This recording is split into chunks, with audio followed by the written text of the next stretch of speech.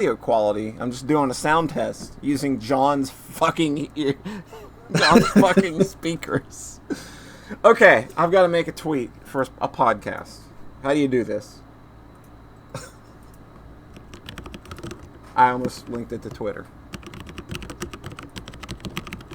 All is well. Folding as it should. Okay, that's just all I post anymore. It's like, hey, look, it's the dumb thing that you're not going to come and watch. I think a lot of people come in. Oh, I know. I always have the go live notification on Twitch as dumb, boring podcast you won't listen to, just to guilt people. It's a good tactic, I think. It's not manipulative. It's not manipulative or indicative of being a terrible person in the relationship.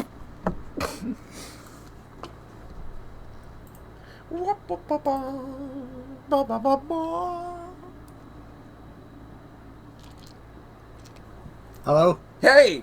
Everyone playing Trails games. I did it dumb. What did you closed the fucking tab? No. What'd you I do? opened another Discord tab and it fucking automatically kicked me out into the new one. Nice! I went to post the link into the main chat, so I just opened a new tab. You are so good at the internet, right? This is why I use the fucking desktop program. Why isn't it making a link? I don't know.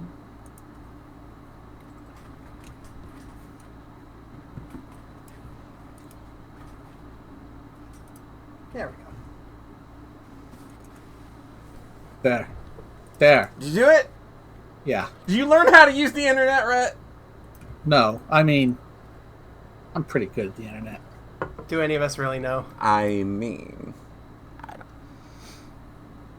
it always weirds me out. Like, why is I never understood why Twitch's channel preview is always my big dumb avatar.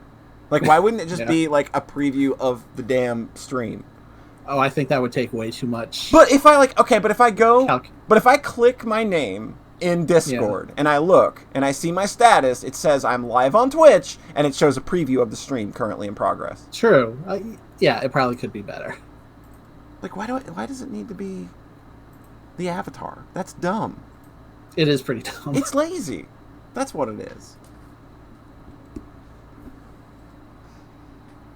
It's so big that you can even see the Sweets Parade signature. Yeah, it's very, like, hey, fine, I'll, get her work out there. That's fantastic. But yeah, it's really big.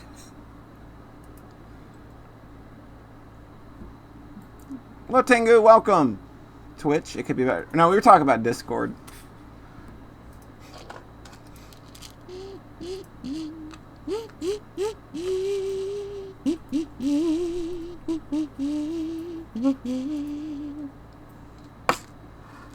I can't tell who that is. That was me. Gotcha. Yeah. I like that. I like the Umineko joke. It's good. It works really well with Umineko, specifically. Yeah. I'm going to pass that to my Umineko friends. Yeah. To my other Umineko friends. Because they literally call themselves pieces. Yeah, it's... In a game board. In the game board. It's really funny when that series So the thought of her literally eating the pieces is a whole other vor content. Yeah, this is total John territory right here. This is a horny picture for John. Yeah. John's like, okay, I'm tired of being the vor guy. And Rhett's like, I am not tired of being the Hibiki guy. I love her. She's good. Who's I don't know if I would immediately... Hibiki. Oh, Say it. Good and cool. Okay, I guess. It's such a weird split between you two, where John is the one who likes the characters in Symphogear, just hates watching the show. Uh-huh. And Polly seems to, at least for the first few seasons, enjoy watching the show, but kind of hates all the characters except Chris. Like, Chris is literally the only good character in that show, I think. Like, Tsubasa is boring as shit. Tell me she's not. She has a good arc. She had a 5-episode arc. They're not done with her. Okay, defend Maria. Let's go. No, see, Maria's the one I don't like. She's so bad. Red never has defended Maria. What was that, John? Red has never defended Maria, I don't think. Yeah. You pointed out how funny it is how many people do love her a lot. But it's all sexual, really. Yeah, like, that's the thing that I've noticed is Yeah. he's always like, do you like Maria? Yes, I love Triple D tits. Yeah. They cling to that, even though Chris is kind of the one known for the big boobs. Yeah, like, yeah. Mm-hmm. But, like, why should anybody care about Chris when even the show forgot about her? Hey! Oh, I still like the experience of talking about and thinking about Simple Girl. Oh, yeah, that's fine. Like, It the just hasn't discourse translated is to fun. watching- Discourse is fun. Mm-hmm. Yeah. It just hasn't translated to the show. Yeah, That's it's just fine. like- But it's I just also like- was like, I can talk Go ahead. about it. I am in no mood to watch this thing.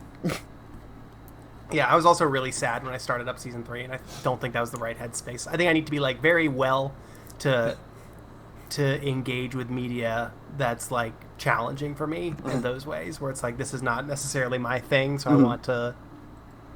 I want to be in the in the more generous headspace, basically. Yeah. So that's why right now I'm playing a bunch of stuff that is kind of directly making me feel good.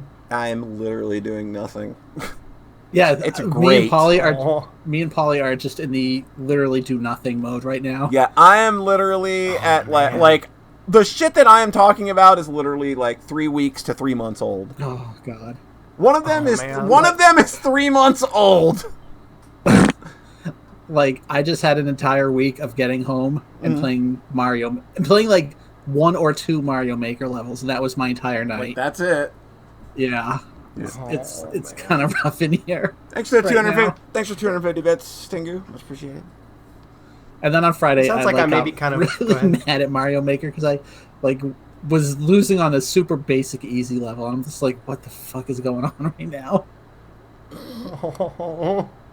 It sounds like y'all are maybe going into kind of a rut in a rough stretch right now. I'm depressed.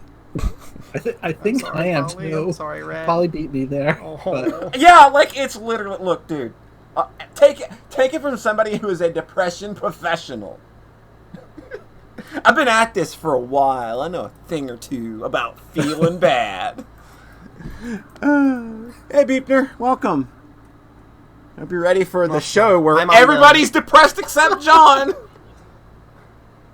That's what I was gonna say. Is that I feel like I'm on the up and up. So if you need to lean on, if there's any way you can lean on me a bit, I'm here for it. Great, a podcast depends on John Thayer. We're fucked. I just mean in general. Y'all Oh, were I there know, for me I in a know. meaningful way when I was I know. really in a rough stretch there. Right. I get you. Yeah. Cool. Sorry, I keep going into like immediately super sincere when you're trying to make jokes to cope. Yeah, you're just like I'm trying to be self-deprecating over here and make myself feel better about how I feel terrible. John's just like, hold on, let me break that heartbreaking reality to you and keep pounding it in. I'm fucking with We you. love you. We love you, Brett. We love you, Polly. It's true. All right, let's see. We're probably about ready, huh? I love you both even more than I love Symphogear, personally. I love you both more than I love Symphogear. I think that's a fair thing to say. I don't think there's anything wrong. crud, we accidentally put Rhett in a box where he's Oh no. This is an awkward box for Rhett. Oh no. Don't worry, Rhett, you don't have to say anything. I didn't mean to do that to you. You don't have to do this. Oh Christ! I Oh. will say, John, remember that question a year ago? Would you destroy Symphogear or Specifically Neptunia? Yes. Oh. Bye, Neptunia. Later, Nep. Bye. You started off. I would destroy Symphogear because Nep brings so many joy to all my friends, and Symphogear just brings joy to me. And now he's just like, fuck it. Fuck 'em. It has sustained itself for a fucking year. I didn't expect that. Hey everybody, welcome to another Depresso Espresso episode of the Sockscast, episode 121, brought to you as always by Moon Pies. Moon Pies, they're brown going in and coming out. Oh, we still used it. Yay. It's still funny! Yay! Who's ready for a podcast? I'm ready. We're here. We're ready. It's gonna be good times for all. I can promise you that. Every time you tune in to an episode of the Sockscast, don't you worry. We're gonna be the ones to turn that frown upside down, just like Jesus. To my immediate virtual right, check out his new band, Smush Pussy. It's Rhett. That's a good name for a band. Hey, Rhett, how's it going? It's going. Yo, I woke up, I looked at the clock, and I went back to sleep for 2.5 hours. I was just like, fast forward to podcast time. Right. I don't want to be awake ever. Yo, over here smushing pussy. There's that. Yeah, you're ready for a podcast now. Yeah, we got you primed and ready. It's good. 2 in 1 week. 2 in a week. Look at you. God, this is 3 for you. You did the Higurashi thing. Oh my God, I didn't even think about that. True. Yeah, we just did that Higurashi spoiler cast that literally nobody's going to listen to. But I really regretted not putting it on my podcast, my MP3 player on Saturday or Friday. Or Friday, yeah. So, I caught most of it. It was really good. I had to check out right before the end to go to sleep. Oh yeah, it ended up going a lot longer than we thought it would. Like I thought, oh, it'll be a couple hours. Yeah, that's a pretty good guess usually. Man, it's going to be longer than you expect. Higurashi, it'll take 5 hours to do 100 games. Higurashi is hard to talk about and make it quick. It's almost like if you were going to adapt it to an anime, you might have to cut some things out. They've got it this time. Second time's the charm. Let's hope so. The first one was totally fine. I know. To my immediate virtual left, he finds the trout to be the most Nietzschean fish. It's John Thayer. Hi. Hey. That's that one. How am I doing? That intro was for you because you probably think I don't pay attention to your Twitter feed, but I do. I saw it. It was a good joke. All right. Good. I'm glad that we're in agreement that I took your good joke and made it my good joke. I feel like we're having a Mexican standoff here. It's just like this weird awkward silence of, okay. Nah, I get you. We're all... You said a thing. Good. Haha, funny person on a microphone. We put a microphone in front of you and big fat dumb words come out of your big fat dumb mouth. That is exactly what I was thinking. I thought so. I was thinking, hey, Rhett, do you remember you did share that video of you where you just fucking beefed it in Mario Maker 2? Uh-huh. Being like, oh, man. Yeah. This is low. That flies on a podcast. That flies real well. Sorry. We're off to a real good start here. Hey, everybody. Hi. This is a podcast where sometimes we talk about things, and sometimes we're just like, we're going to talk about the things that are in the private DM conversation that nobody can see. I think that was a bad invention. Of the Sockscast. Terrible. We're going back to Skype. We're just going to go back Discord, to Skype. We need to turn that off. We're just going. I right can still back. send images to Skype. I've played a shit ton of games recently. Well, good. Why don't you go ahead? You were probably the one that did the most, so get us started, John. What did you do? It's true. Let's go backwards. Let's go kind of in random order here. I played Toho Luna Nights. That game, that is a good fucking video game. It's one of the best of the decade. It's a really fucking good game. I had I played like a couple I played a couple 2D platformers right before this, and then I just played this, and I was just like, oh yes, oh this is what I wanted. Oh, this is everything I wanted. Fucking good. Yeah, like it's really buck wild how well they make that all that time stop stuff feel. It's just like if you're gonna make a game about Sakuya Izuyoi, you make it feel like that. You feel like such a badass with all those fucking with all of the dagger powers, with all of the time shenanigans. That game's so good. It's such a strong power fantasy. Like it really makes you feel as badass as Sakuya, who is extremely badass. And it's just super fucking cool. And getting into those bosses and then pausing time and lining up the daggers. and then unpausing time, and then you get to the end game baddies. So this is Toho Luna Nights. We talked about it on the podcast before. It's like a Metroid-y thing, but really it's just like a bunch of cool little stages where you play as Sakuya and you have time stop powers, and then there are very good bosses. And, I love the bosses in this game, but I think for me, like, the platforming and the way that you use the time stop abilities to play with the platforming, it's so clever. I think that they get so much out of that little set of powers that they give you, and the way that they make various objects in the environment react to them, like, entirely differently and in ways you wouldn't expect. Like, that's my favorite part of that game. It's like, I think the boss fights are great, but for me it was just like, oh, this is just really fucking crunchy platforming. Yeah.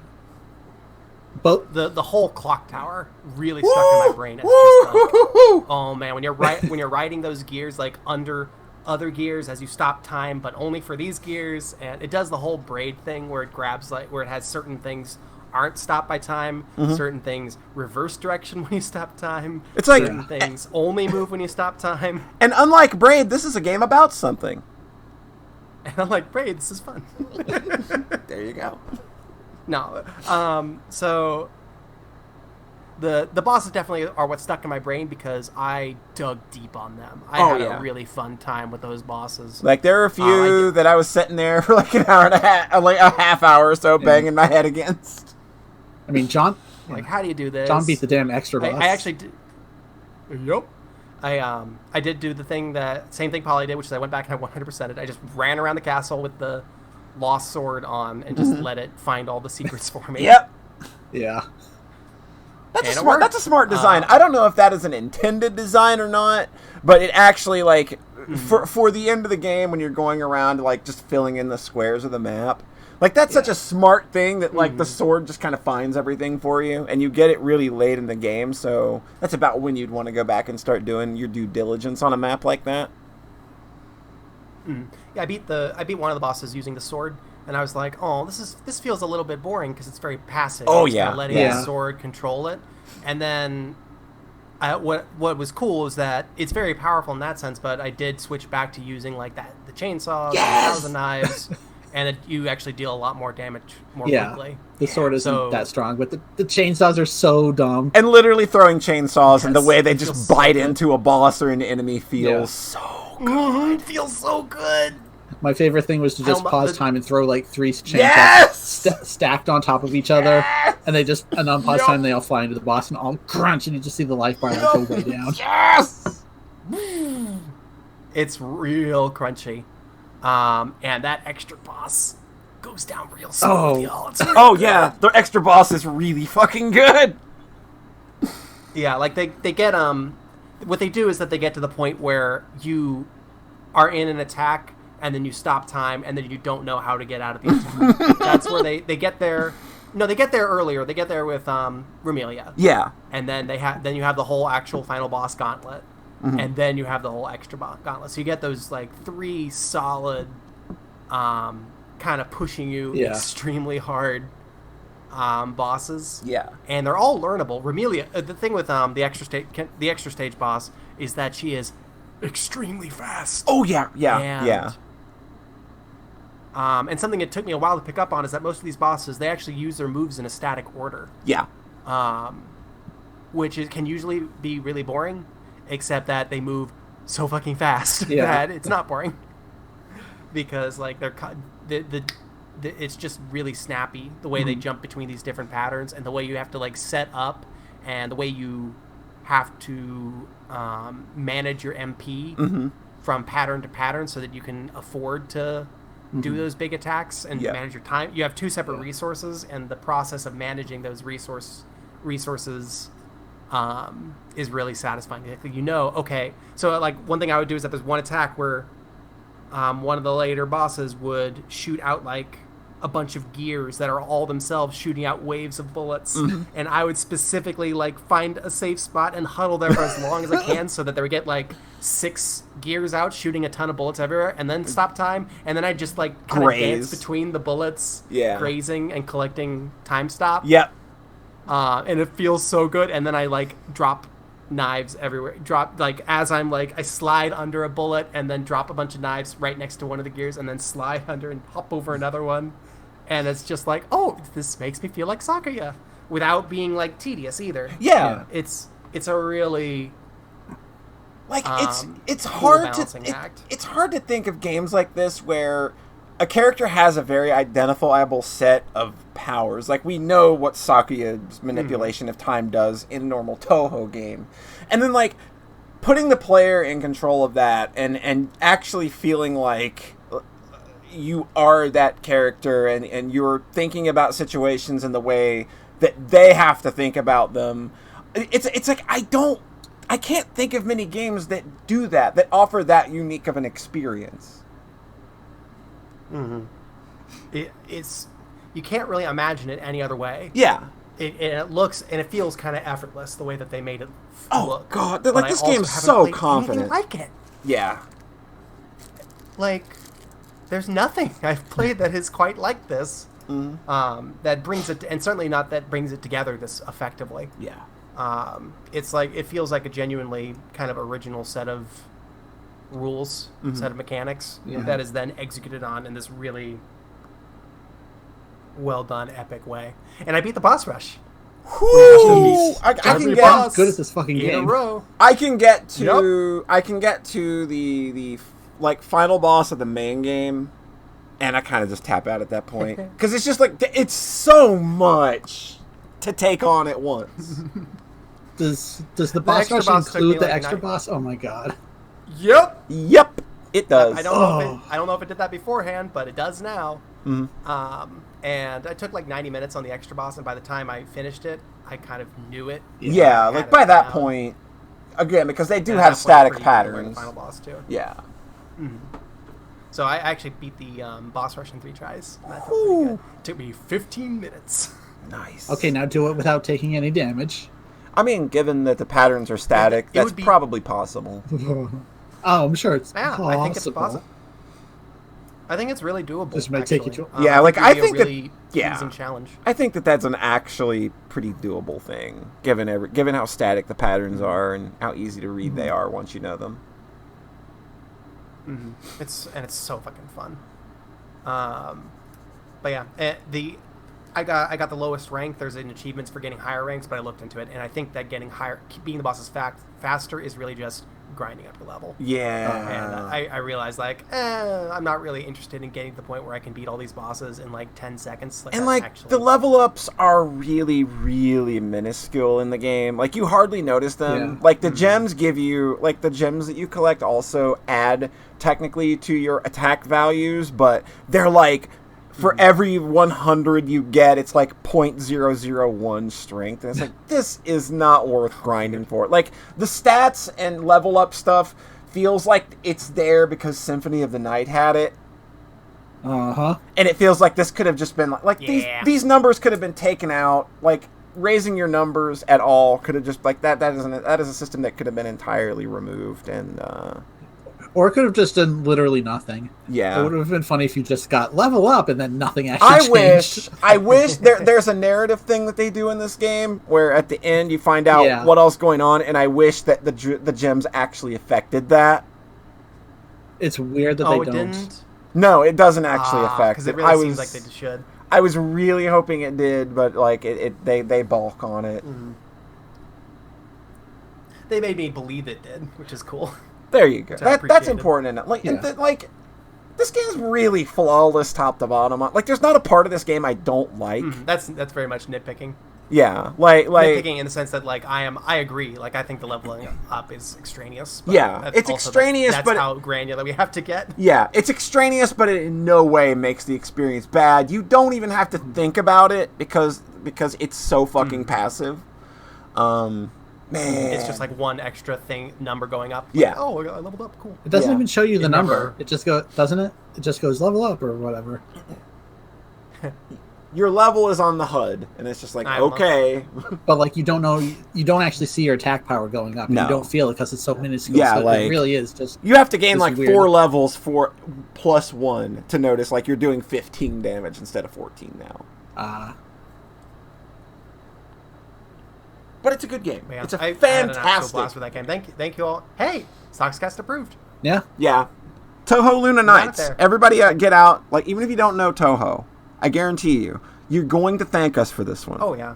Toho Luna Nights. I've had multiple friends who are not into Toho who played this and had a great time because it's just a really good time. Yeah. I actually played another Metroid thing right before that, which contrasts it in a lot of ways. Oh yeah.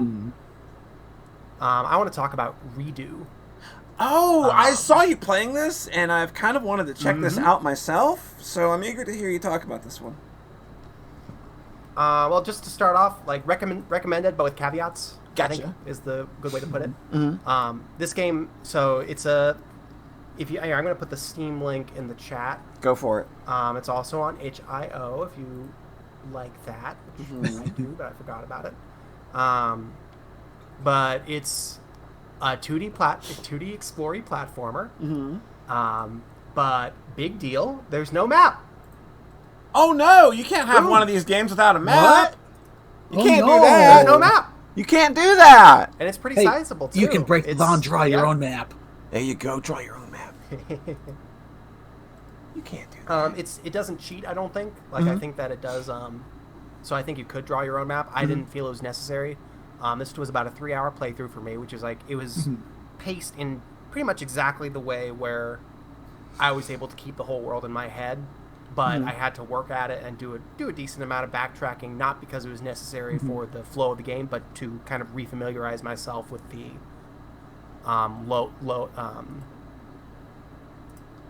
with the layout of the world. Right. Which to me was like perfect. Which to me was just perfect pacing, because like if I actually have to draw a map, that's usually a level of engagement I'm not really up for, because then at that point you're not having to think about it again. It's just kind of like, I don't want to say that forcing you to draw a map is bad or anything. No. But on a level, it is. I like the feeling of this is a complicated dungeon, and it's just complicated enough where I can still picture it all in my brain. Yeah, like it almost doesn't fit, but I can get it in there if I break out WinZip for my brain. Exactly, and the Souls games are really good. Oh at yeah, that, right? The Souls games are perfect. Which is like this, which is good because they resist mapping because they're 3D. Yeah. So you can't like do a graph paper maze. Oh my easily. god. So that's like the funny part is like people will they will not yell about Dark Souls not having a map, but they will yell about 2D games like this not having a map. Like I know that's one of the big things. Because this that, is like, supposed to be like Metroid. Yeah, like I heard Dark Souls players bitch about Hollow Knight's map system, even though it has a map system. It's That's just wild. It's just one that you've got to put a little more work into, and it's just like, what, you play Dark Souls? Not even that much work, really. Yeah, it's not like, but it's just like that's the thing that I hear about these games a lot of the time is that like people that I know play games like Dark Souls and Bloodborne will bitch that a game like this does not have a map. Yeah, I agree. So that's huge because Yeah. that instantly transforms this into a different kind of game because you have to you're not just filling in blue squares, you're actually having to think. And like with Luna Nights, it was okay because it was just a really good action game. Yeah, like the Metroidy stuff is very just like it's just getting to new level. Like the levels are just you manually walk to the new level. That's it. It's basically flavor. Yeah. on a certain. All those levels are so straight. There's one part in each one where you go left or right. And It's there's literally the correct answer. it's literally Hunter's level design. Yeah. I think that's a good comparison. So this game, though, you actually are exploring. And another nice thing, there are extremely few hard gates in this game. Almost all of the stuff you collect in this game are power-ups that don't make it possible to get past obstacles. It makes it easier to get past obstacles. That's a fun way to approach it. It's pretty juicy. Now, this is something I actually like about it. But the action feels... It feels pretty tight, but it feels really tight and heavy, where to me it was very difficult to avoid taking damage during encounters. Yeah, I'm looking at some video now, and like it looks a little chunky for maybe not the right reasons. I agree, but also the effect of that is that it's is that getting your upgrades really matters, because it is like unless you're like playing it really really safe, it's basically a numbers game, is getting past level enemies, and they keep the numbers very firmly on the screen, like you know exactly how strong a given enemy is. So you really want to find all of these power-ups. You really want to get your stronger weapons. You want to experiment with the different weapons and see what kind of situations they can help you with. You want to make your numbers bigger, and you do that by exploring. Nice. So it's this. So it feels more like an old dungeon crawler in a sense, where you're not grinding, but you are exploring to get stronger, so that you can have high enough numbers to break these soft enemy gates. So it feels kind of RPG-esque to me, where I'm not really playing it as a hard action game. And the thing is, if it was a hard action game, I'm really good at action games, relatively speaking.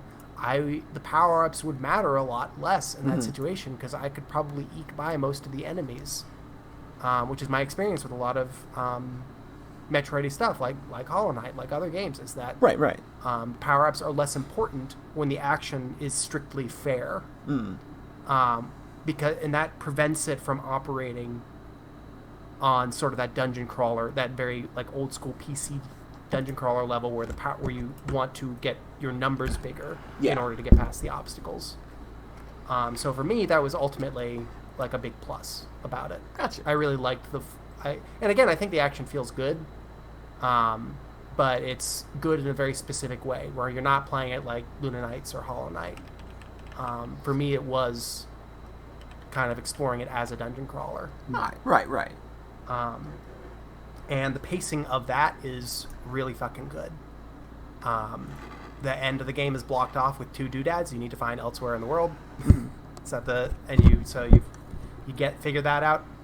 I think that there are 2 things about this game that kind of prevent me from, if what I've said sounds good, it basically lands that flow almost perfectly. Of, I'm going to explore this world for 3 hours, I'm going to get a sense of where everything is, and I'm going to slowly get stronger until I can poke and get past these hard enemies that I got to before, but then I couldn't beat, so I went and explored a different area, and then I found more power-ups. It's a great flow. Only 2 things. There is one hard gate, besides collect the 2 doodads, ring the 2 bells to get to the last area. Are they really bells? Or is that just a reference point? That was a joke. Okay. Besides the 2 statues, the Ridley and Kraid statue, you have to shoot. It's amazing that Nintendo hasn't sued yet. Yeah, amazing. Yeah, I know. There is one hard gate, and I'm just going to say what it is. They're like these statues littered about, and it's not really clear that they're hard gates. And you but they kind of look like it, but there's no other hard gates in the game. So you are kind of looking at them like, oh, do I need a power-up to get through there? And then like the more you play, you're like 90 minutes in, and you're like, I haven't needed a power-up once to get past any gates. Maybe I'm thinking about this wrong. And then when you do get the thing that lets you get past them, it's not really clear that that's what it can do. So for me, I kind of figured that out by chance. That you get a weapon, and then the weapon also can blow up the statues. It feels kind of placeholder-y to me. And there's not a lot of them,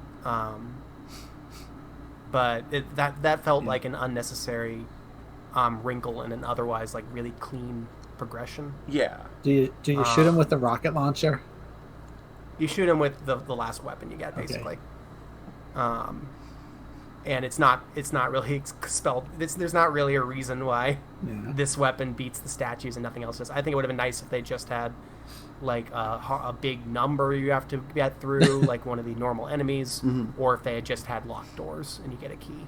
Like it would have been cleaner. Yeah. It does seem a little inelegant, or maybe they were trying for that like old kind of like obfuscated way of progression of like old school games, in the way that like they maybe weren't necessarily designed that way. It was just kind of like we don't know to do any better right now, and maybe they were trying to mimic that but didn't quite get that.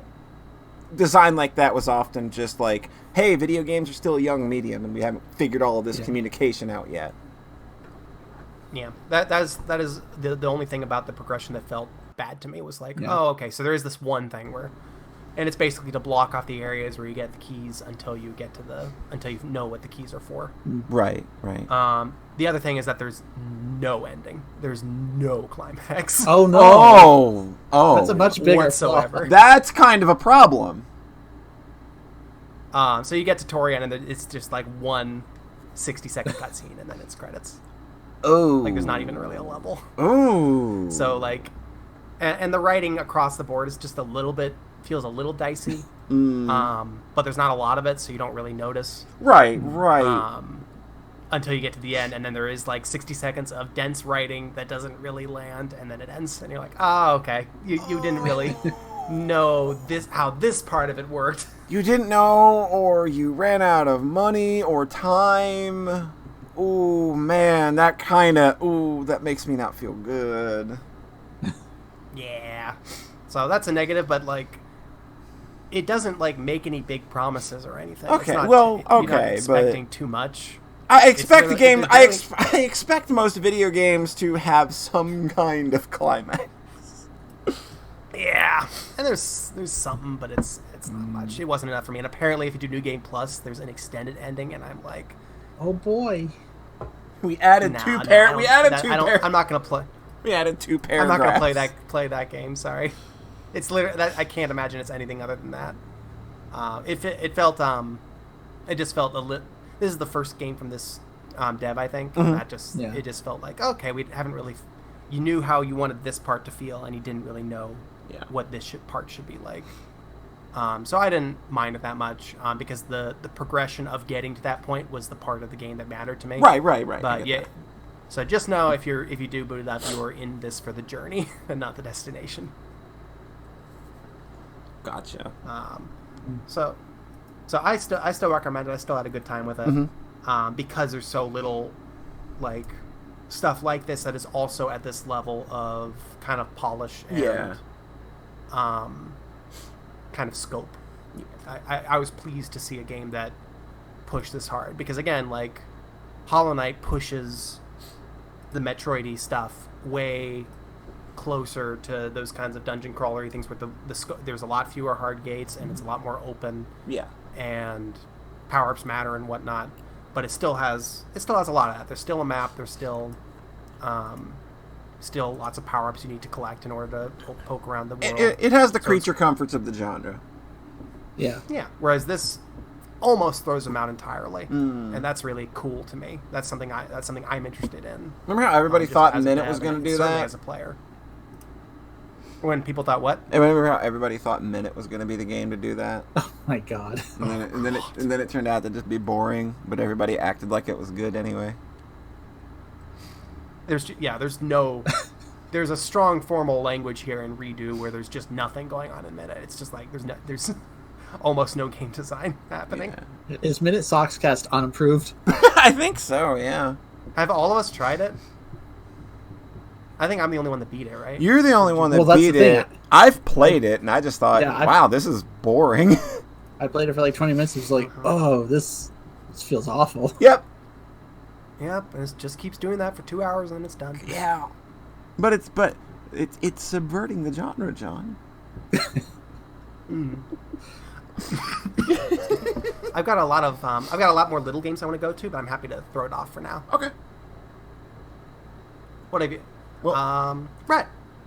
Hello. Oh, hey. Polly, did you have something? Tip of your tongue? No, not at all. Rhett, what have you got?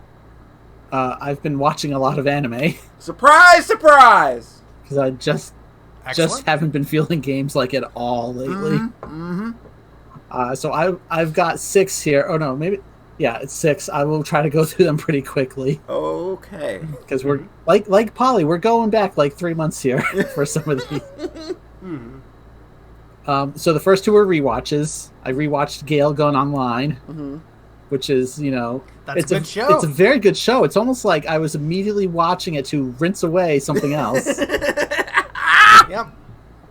I don't think we need to elaborate. I think we can just talk about how great GDO is really great. There's still just There's a few weird issues with it I still have. One is that episode 1 is out of order. Is this on Crunchyroll, by the way? Yeah, it should be. Okay. I mean, that's where I watch on VRV. All right. The biggest flaw, I think, is that episode 1 is just a flash forward, but it's also the entire episode. Yeah, you told me to watch this third, I think. You watch 1, 2, or you watch 2, 3, 1, 4, and then, you know, straight on. All right. You'll know because it's like episodes 2 and 3 are building to this thing, and then they're like, okay, it's time for the thing to start, and then you watch episode 1. Mm-hmm. It's so weird. So episode 1 is this flash forward that is the entire episode. So you have no context for what's happening for the entire first episode. It really doesn't land for me until you've seen the show. Gotcha. Yeah, I think it's just like, hey, we wanted to have action. But that's what's weird is like there's still action in episode 2 when she's, you know, learning the game for the first time.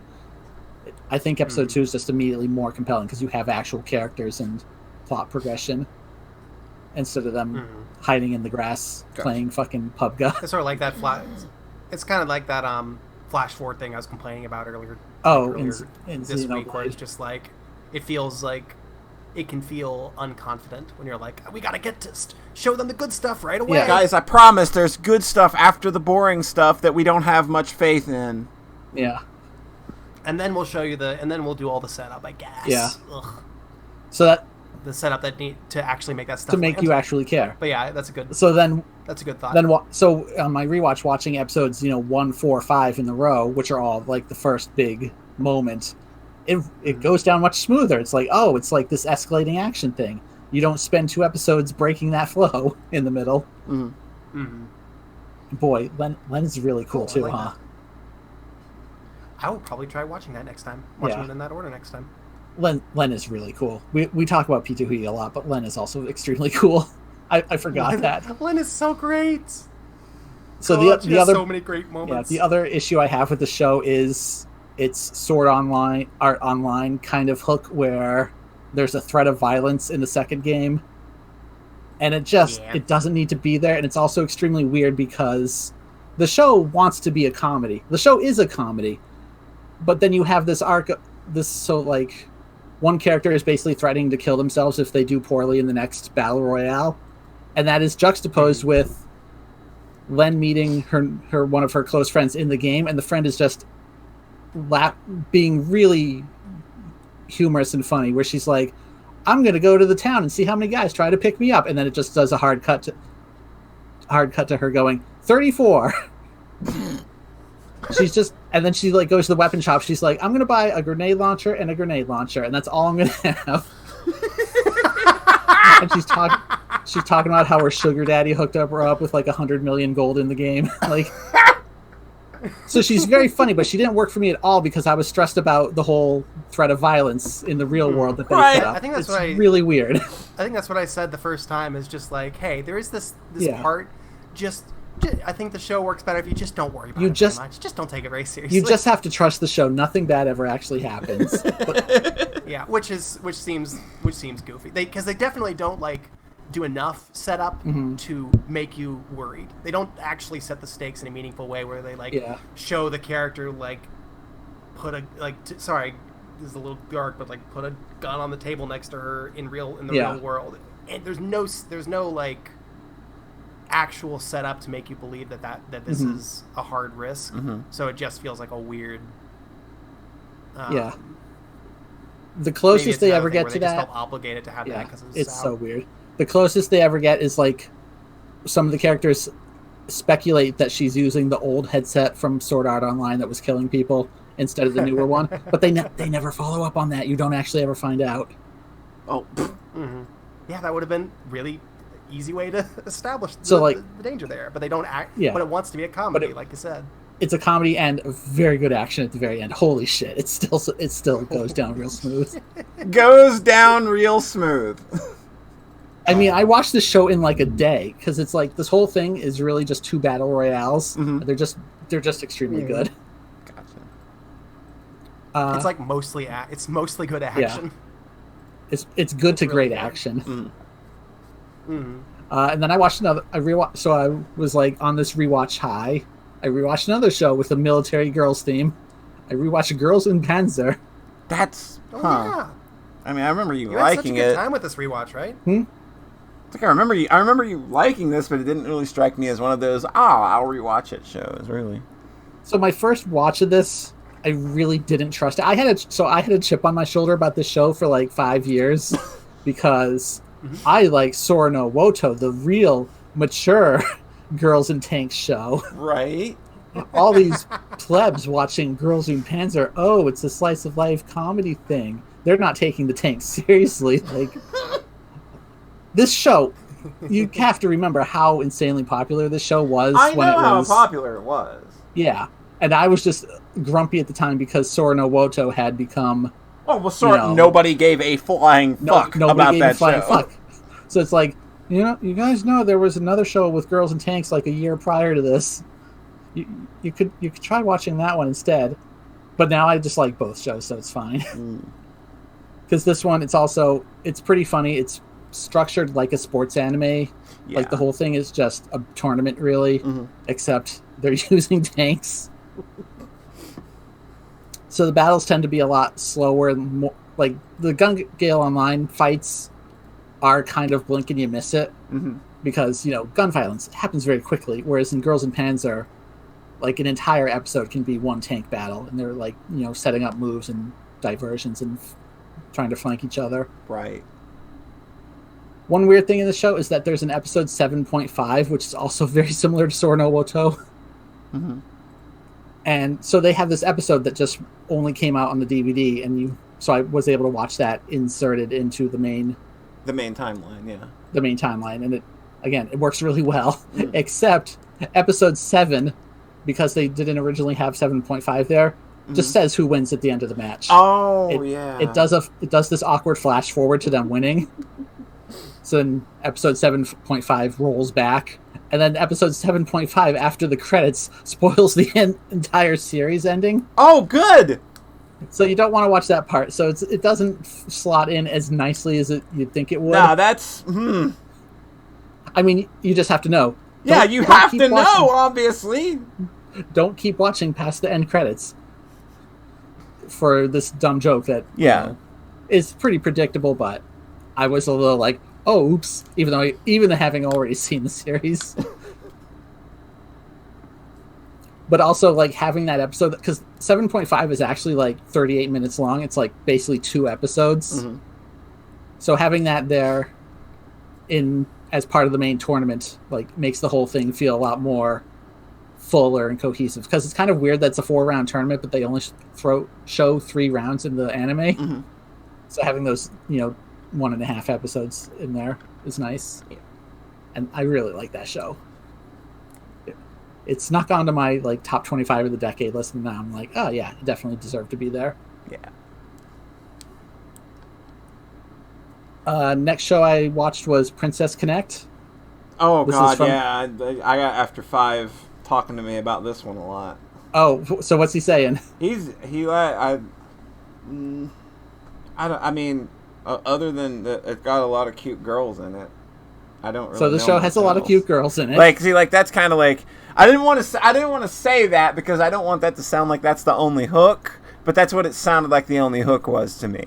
Kind of the only hook. So the other hook is that's from the. I saw the clip with the pudding. Yeah, the pudding being turned. Of course, John goes for the 4th thing.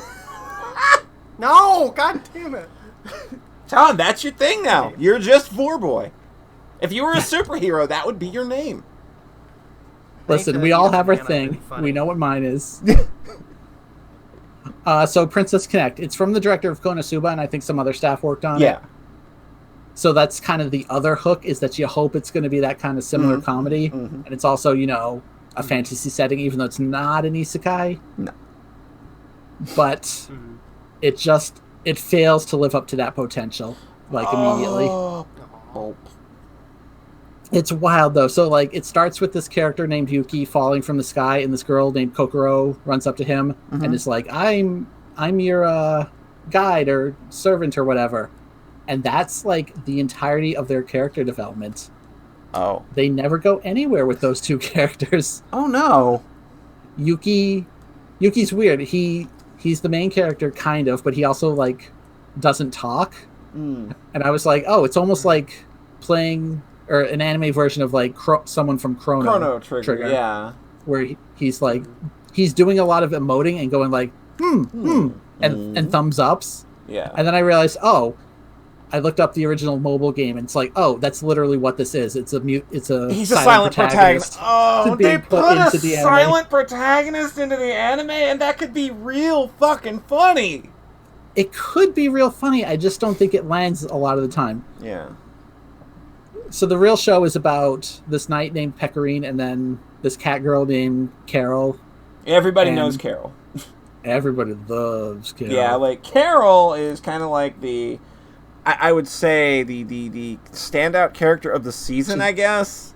Yeah, she's very cute, girl. It's funny because those two have a little more character progression. Carol actually starts as a villain because she's been tasked with killing Pecorine, and then like 4 episodes in, her master is just like, "Why don't you just observe her for a bit?" And then that's kind of the rest of the series is them hanging out in their guild house, doing fuck all. Oh. It's really frustrating. So, like, that's what's amazing is that this actually, I feel, has less plot than Konosuba. Because Konosuba somehow has this overarching... Konosuba has, like, it actually has a plot that moves forward. Yeah. It has the overarching thing of, like, we got to defeat the Demon Lord somehow, and then, like, they fuck around a lot, and then somehow at the end of each, like, half season, they accidentally defeat one of the Demon Lord's generals. Yeah. So, like, stuff is still actually moving forward.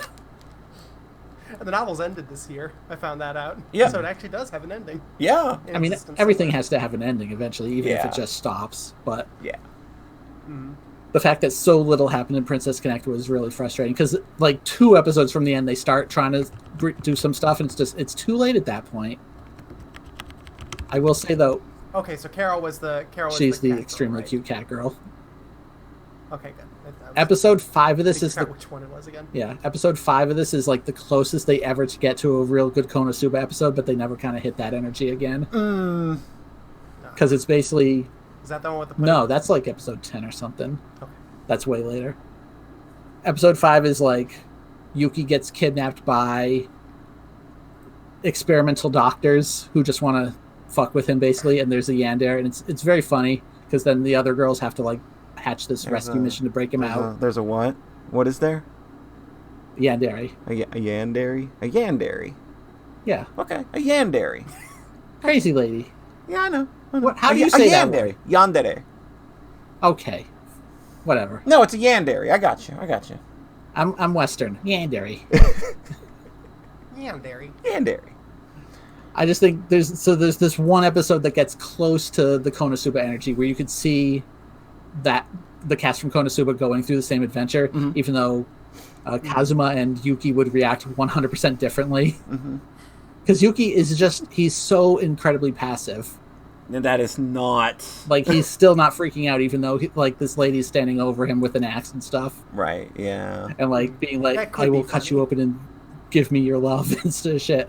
Where Kazuma would be, like, screaming, but also half into it. Half into it, yeah! It's like, you gotta love the kind of, like... I think that, like, the reason Konosuba works is because everybody's kind of a scumbag. Yeah. And, like, they all have their own, like, unique little hang-ups. This, like, it doesn't have any of that character. Yeah, everyone in this is very gentle and nice, and it doesn't work in that same way at all. No. Especially, like, Kokoro is just so incredibly flat as a character, because, again, all she really cares about is being next to Yuki, but it's also not a romantic thing. It's just a... I'm his servant thing, and he's a silent protagonist, so it's bad. It's a show I really just wish I had connected with more. Yeah. Like this, man. It's just it has that good setup. The season of Konosuba. Yeah. Go ahead. I was just thinking that I rewatched this first season of Konosuba that like 2 days ago, so with a friend. So like these comparisons are hitting real hard. Yeah. Like, yep, that makes sense to me. Yeah. I watched another show. Oh, did you? I watched BNA, Brand New Animal. Keep them Uh-oh! So this. Tell us about this one. I don't want to spend too long on this one. Only thing I can say is I thought the Tanuki girl was kind of cute at first. She's pretty cute. She's cute. Again, this is a show that has like one really good funny episode. I think it's even the same number. It's number 5, the baseball episode. Mm. I even saw people on Twitter going like, "Oh, remember the baseball episode?" Like it's this weird standout because it's just the least connected to the main plot. Mm-hmm. So this is a show where there are beastmen who live in society alongside humans, and like they've all kind of congregated in this city, Anima City, where it's all beastmen. Yeah. And it just, boy, they keep making series like Zootopia and Beastars, where it's like, oh, is there going to be any uncomfortable racial elements? And then there always are. And they always mishandle it. And they always mishandle it. Apparently, like I've seen some people saying that Trigger like is pretty actually consistent about mishandling stuff like this. Oh yeah. Like I haven't seen Promare, but apparently it also has some elements of the suppressed class would be better if we just got rid of them. It's a weird. There's some weirdness there. Yeah. I like Promare, but you just kind of lose yourself in the journey instead of thinking too hard about the implications. Yeah, I think that's the exact same thing here, where it's like, man, the only thing people talk about Promare to me is like it's so gay, but I'm just like, I bet it's not. I bet it's really not gay, and everybody's just projecting. That's what I bet, because everybody loves doing that. It's not gay, but there is a. It's not gay, but there is a smooch between the cute boys on screen. Okay. Because, like, I know that people really love to overplay this shit sometimes. And, it was so overplayed to the point where I thought, okay, this has got to be projection. See, for me, my mind goes... It's like a rung below... It's a rung below Symphogear like Yuri on Ice, where it is text. Uh-huh. Yeah. But it's also clear that they... wanted that subtext, if that makes sense. Okay. So that's where it's at. So I'm going to get into some small spoilers here just because it's hard to talk about the show otherwise. So it's... Do you think it's good? I was pretty fucking disappointed by the end. Were you disappointed or mad? Because you seemed mad. When... I was maybe disappointed in that it has promise for the first half, and then I was just straight up mad for the last couple episodes. Okay. Basically, it's called BNA, and it's like a play on DNA because there's a lot of like transformations and like genetic stuff. Like the main character Michiru is a human that somehow transformed into a beast, and like other character, like even the Beastmen have human forms that they can transform into. So transformation is a thing in this series. Yeah, and it's totally normal. Later on, it's revealed that the Beastmen also have a super violent form that they can transform into. Like Berserk mode or something. Oh, I bet I know where this is going. Yeah, it's just like, now they need to be controlled and, very uncomfortable. The Beastmen are just more inherently violent than humans. And then they start getting into, like, not forced sterilization, but like, we have a drug that can disable Berserk mode. And then, that's the good drug. Not the bad drug that would disable the beast form entirely and just turn them into humans.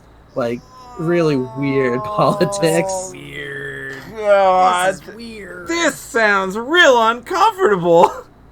The only reason it didn't 100% lose me is that it gets too stupid by the end. Right. To take seriously as any sort of metaphor. Because by the end, when it's like wolves jumping around firing lasers at each other, and you're just like, okay, this is fucking stupid. Whatever, show. So yeah, it's something. Man, the first episode was so fucking cool, like unbelievably stylish, because it's a Trigger show, which I didn't know going in. Right, yeah. I was so impressed by the first episode, and then it just kind of kept getting worse. That's... Yeah. I saw a friend, I think, maybe was watching this show called Studio Trigger: The Way Forward of Anime. Oh, wow! Oh, wow! That's rough, right? Like, listen, and I know that there are people... There are people that would consider that a good thing because there are people that think Way Forward is good.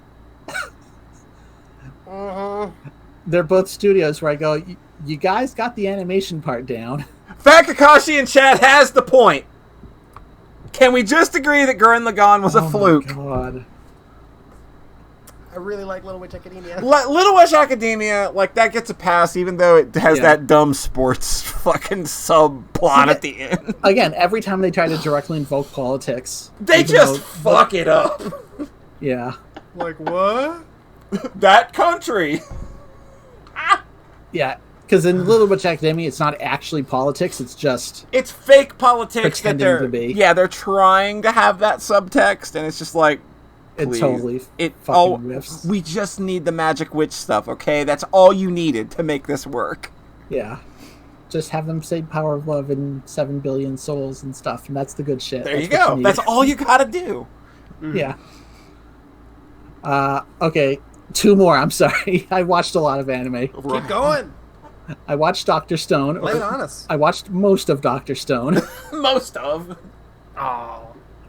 That this famed one, red drop, huh? This one just... Go ahead. It had a moment, and I have to spoil a part that just... I've never had a show break its concept so thoroughly. Mm-hmm. So basically, this is a show where it's a really fun setup. Is that everyone on Earth becomes petrified at the same time, and then it flashes forward like 3,700 years, and one of them wakes up. Oh. And it's this genius boy, Holy Senku, shit. and he's going to rebuild society with the power of science. Dr. Stone. Yeah? Because they were petrified.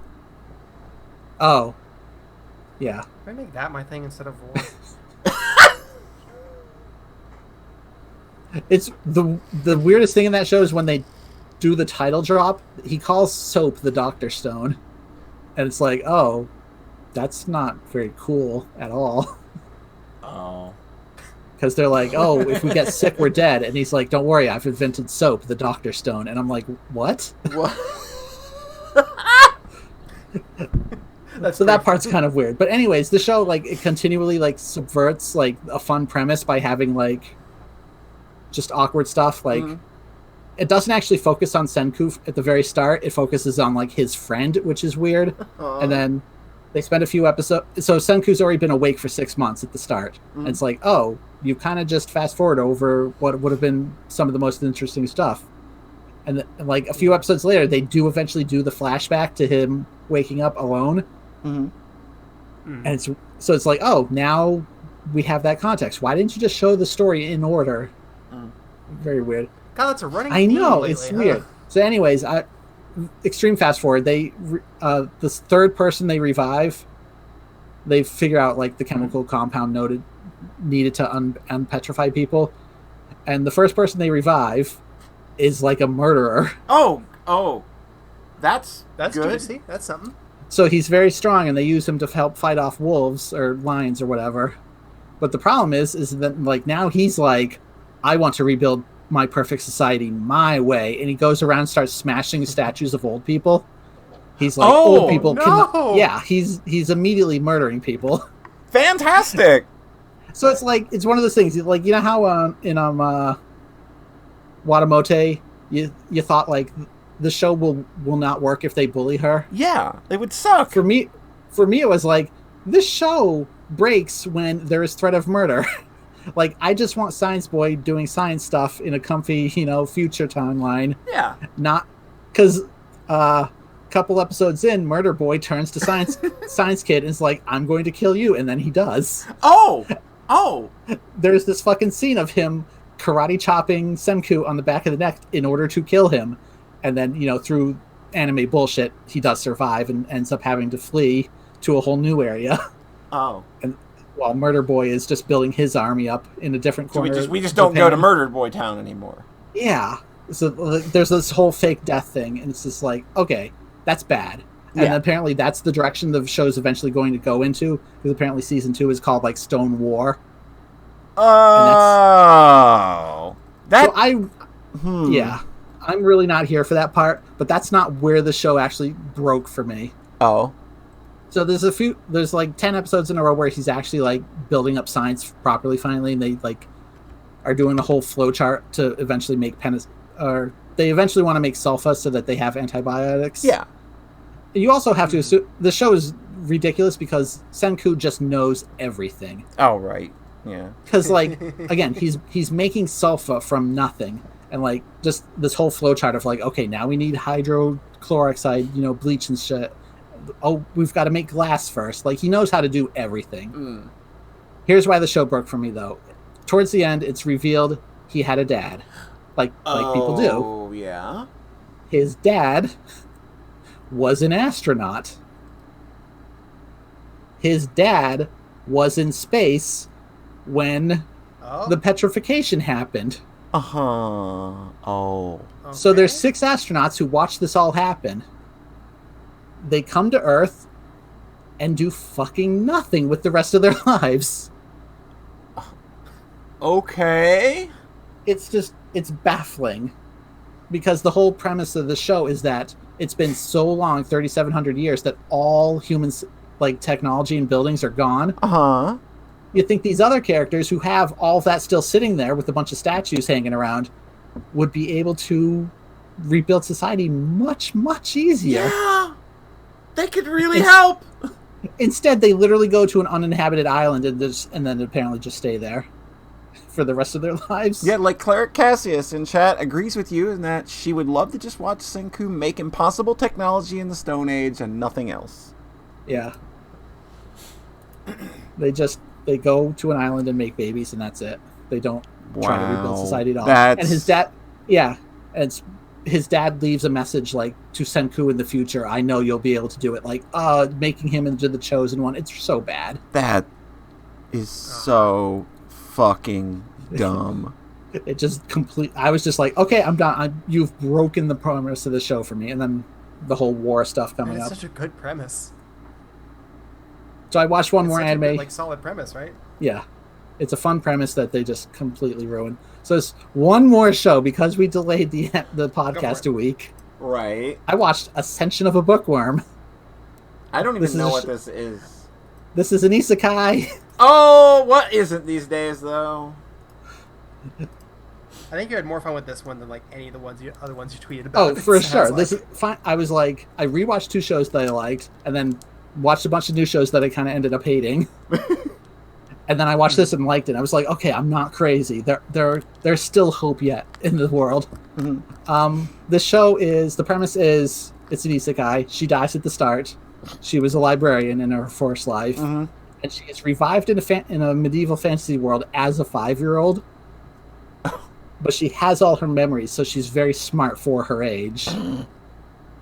So instead of rebuilding society, she wants to make books because the printing press doesn't exist in this world.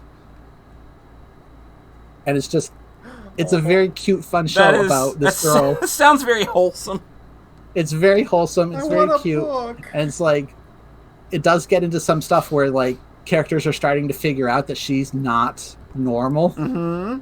Like there's one scene where they're really close to like kind of finishing their first set of paper. And she says something like, oh, we're close. I've done this part before. And a character looks at her like, do what now? What do you mean? You've done this before. And she's like,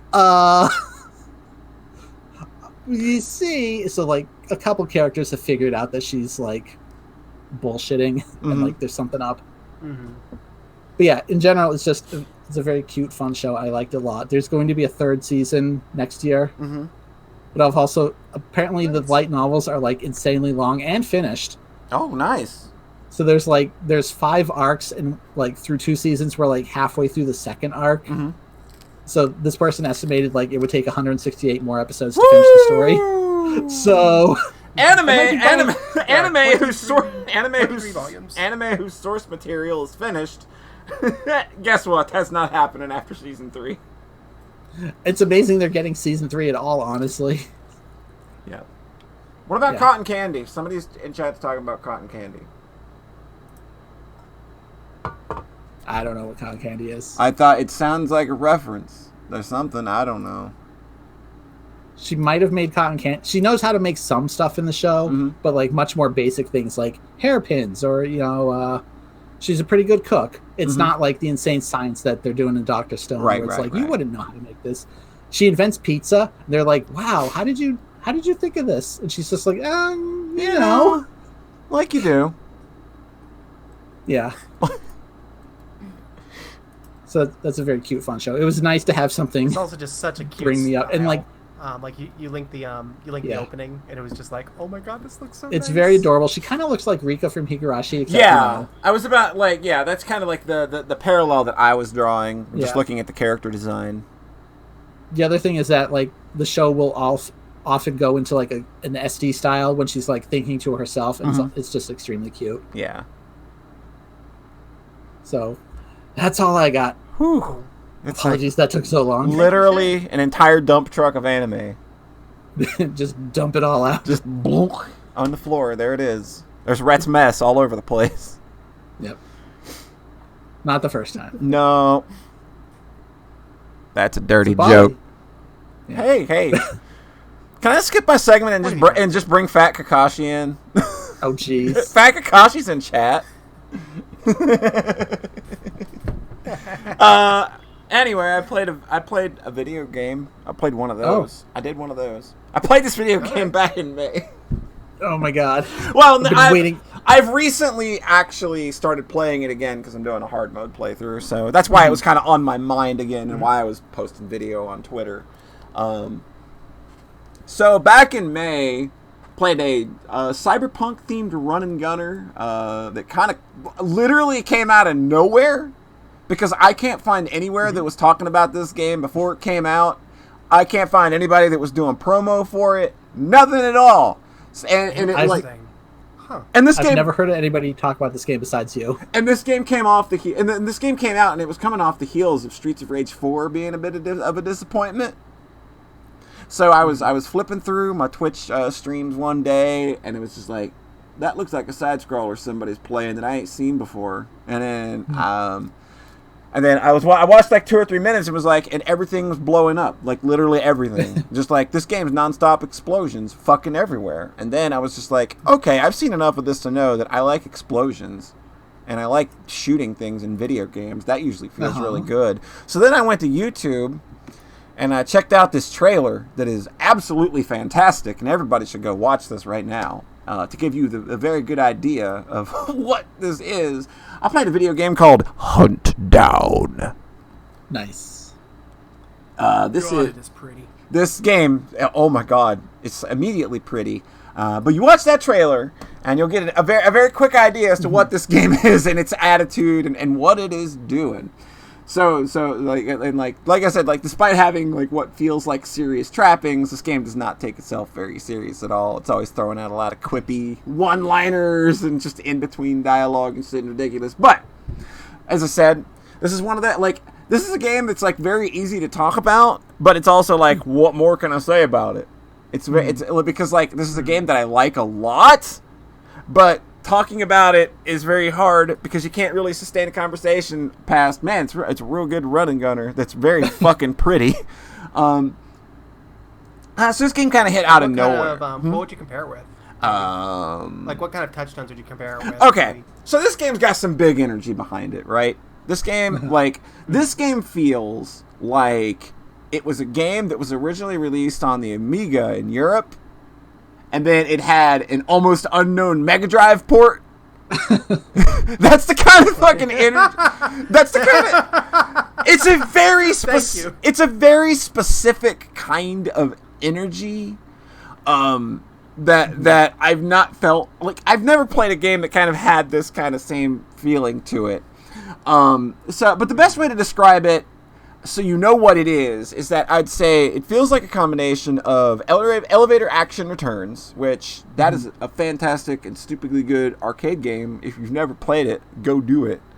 I don't know if that game ever had a good port other than a Saturn one too. Like you'd probably have to MAME that. That's like that is one of my 1cc dreams. Like I want to 1cc that someday. Nice. But yeah, Elevator Action Returns. And Judge Dredd on the SNES and Genesis. And there's a cinematic platformer.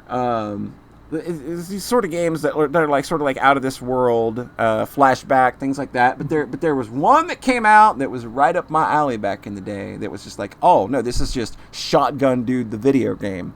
It's called Blackthorn. Anybody play? Oh, yes. Yeah. I know of it. Yeah, like that game is Yep. Shotgun I played Dude, Shotgun Dude, the video game, because you got a shotgun and you shoot people with it, and that's his deal. And you can like shoot, you can just shoot the gun behind you and not even look. It's real good. So this game kind of I was trying to encapsulates. parse it because I was looking at footage. Like Mhm. I was looking at footage, just like this isn't. It's not just like Contra. It's No. not just like straightforwardly one of It's- our usual touchstones. I'm just trying to parse it. Like, oh, you mean Blackthorn? No, I was Or looking at Hunt Down. Looking at Hunt Down. Yeah, like this is. Like it's not just It's Contra. a other combination. something So else. it's a run and gunner where the objective is to just get to the end of every stage and beat the boss. Like that's it. Like this is a very straightforward run and gunner. There's a literal shit ton of weapons to pick up and use. There's loads and loads of guns, loads and loads and loads of melee weapons for you to pick up and use. And like all the weapons have limited ammo, like very, very limited ammo. So you're always kind of swapping in and out weapons all the time after you kill a dude. Just go grab his shit, pick it up and got going. You'll be switch. So you'll be switching weapons like a whole lot. But the thing that makes it interesting is there's a cover system where you can duck behind various objects and it counts as cover. But like Blackthorn, you can also kind of like tuck yourself into the background to avoid enemy hits too. And the game encourages like really thoughtful play like this. Like it feels really fucking chaotic, but if you go in trying to play it like a chaotic game, like if you go in trying to run and gun it like Contra, this game's gonna just beat your fucking ass. So it wants you to play it a little more methodical, so it mixes it up. Like all of the enemies have like light variance to their behaviors too, so that keeps things interesting. So it's not chaotic like Hotline Miami where like the behavior is just sporadic as fuck. But there's enough variance to where like no two attempts at a stage are gonna feel like 100% the same, because enemies like they do have distinctive patterns, but they can vary that up. Like they feels like they have option selects basically, like at the point of attack where they can just like either take cover again or roll back behind something or just run up and smack the shit out of you instead of trying to gun it out. So it's like a game like where every stage has got a boss. And like all of the bosses in the game are super, super, super duper crunchy. Normal levels typically have you like face off like against like normal human sized type enemies where they've got like fun attack or mobility gimmicks. And like the fights themselves are like 2 to 3 minutes long and they escalate as you go. And like they all just feel real good. Like you get to the end of a stage, you get a real satisfying boss fight to have to play around with. And then they're the big end of the area bosses, sort of like the big kingpins of every area, where these are like big, ridiculous, over-the-top set pieces. And they're honestly so over-the-top and nutty that it's just like, they had me laughing out loud a lot of the time, just with how big, loud, and stupid they are. I can't I think one of my favorites is Unholy Goalie. He's a hockey goalie. He's a hockey goalie that attacks with explosions. It's great. And he's got a hockey team with him. It's fantastic.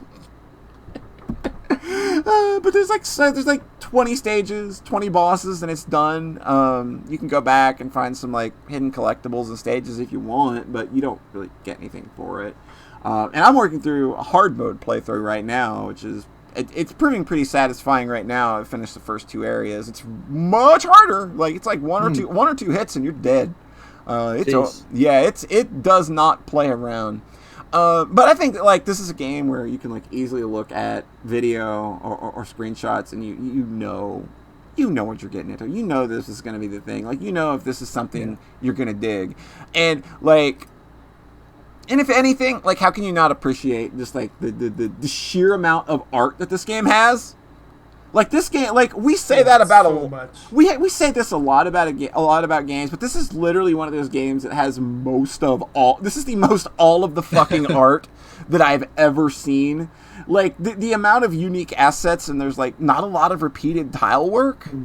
Like a lot of the set pieces and stages are just very unique. I don't notice a lot of tile map stuff where they're just kind of like you're in the city area and this is the city tile map. It's like, no, they're like every area and level is different enough that they're adding enough new stuff that either the repeated stuff is hard to notice or there's just not a lot of it. But man, oh man, does this game look expensive? Jeez. How long is it? It like 2.5 hours, 3 hours. Like, it's only 20 stages. They're in and out. Like, it's not super long. Like, it gets in and, but like, It's not an arcade game, but not. Yeah. Like, I didn't feel that I needed more when it finished. Like, when it was over, I was like, that's fine. Like, that's where that game needed to end. And I felt that, like, the climax. That's kind of what I was parsing out. Yeah. What you said about the kind of Amiga thing, I was like, okay, so it's kind of that, and that flashback comparison where this is more like that. That's what you said that really kind of got me interested, was like, okay, so this is kind of doing the. I like that thoughtful play, like that cinematic platformer vibe. Yeah. Combined with like really over the top action. Yeah, that's really what does it for me. Is that, like, I think Bloodborne is cool, or not Bloodborne, but Blackthorn. I think Blackthorn is cool, but like, it's also kind of one of those puzzle box games where if you misuse one item, you have to give up and start the level over. And I think that's kind of that feels really bad.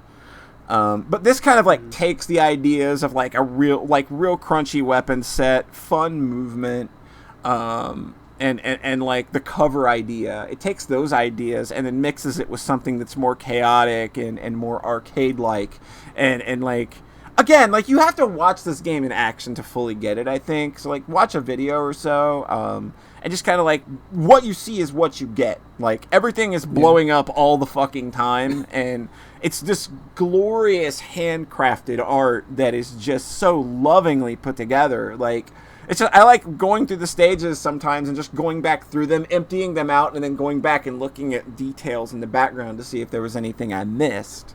Like, that's awesome. There's just a lot of cool shit like that. There's a lot to this game to explore, even though there's not like a lot of, like, I didn't find the incentive of finding like the hidden packages and stuff in the levels. Like, I wasn't really, like, you don't get anything for it to my knowledge. It's just like, there are three hidden stashes in every level, and I don't think you get anything for finding them other than a bonus, like, other than the game at the end of the stage saying, "Good job, you did it."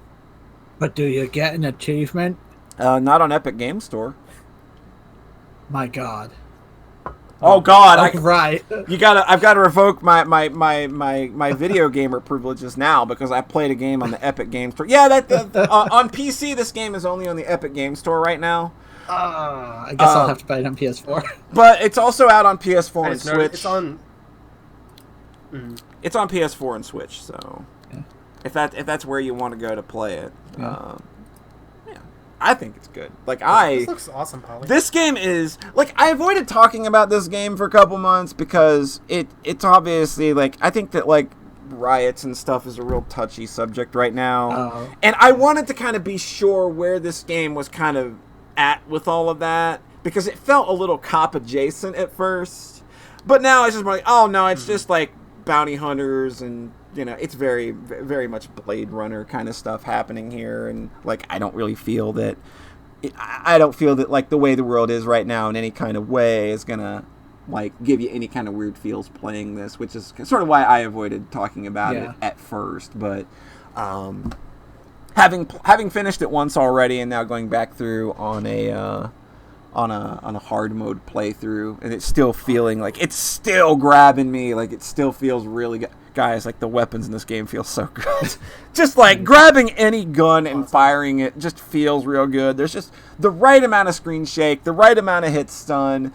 Like, the people that put this together are real fucking smart about game design, and there's some incredible talent with regards to the visual and audio package that this game is putting out. Like, this game's got an attitude, and it wears it on its sleeve so confidently that it's intoxicating. Like, it was just immediately like, this game has already ensnared me, and I only watched like 2 or 3 minutes of somebody streaming it, and I knew that I had to have it immediately. So yeah, Hunt Down is the shit.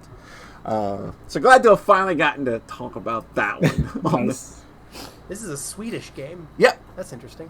Yep. It's a Swedish game, and they have not shown anything else they've done online. Nope. As far as I can tell. No, I think that this is their only thing, and I think this was like a 4 or 5 year project. And it looks I it. believe it. Like, I think that there was like an E3 video of from like 2016 for it or something. God. Like, that's like when I was going back to look at, like, how did I miss this game? Like, this game should have been on my radar day one.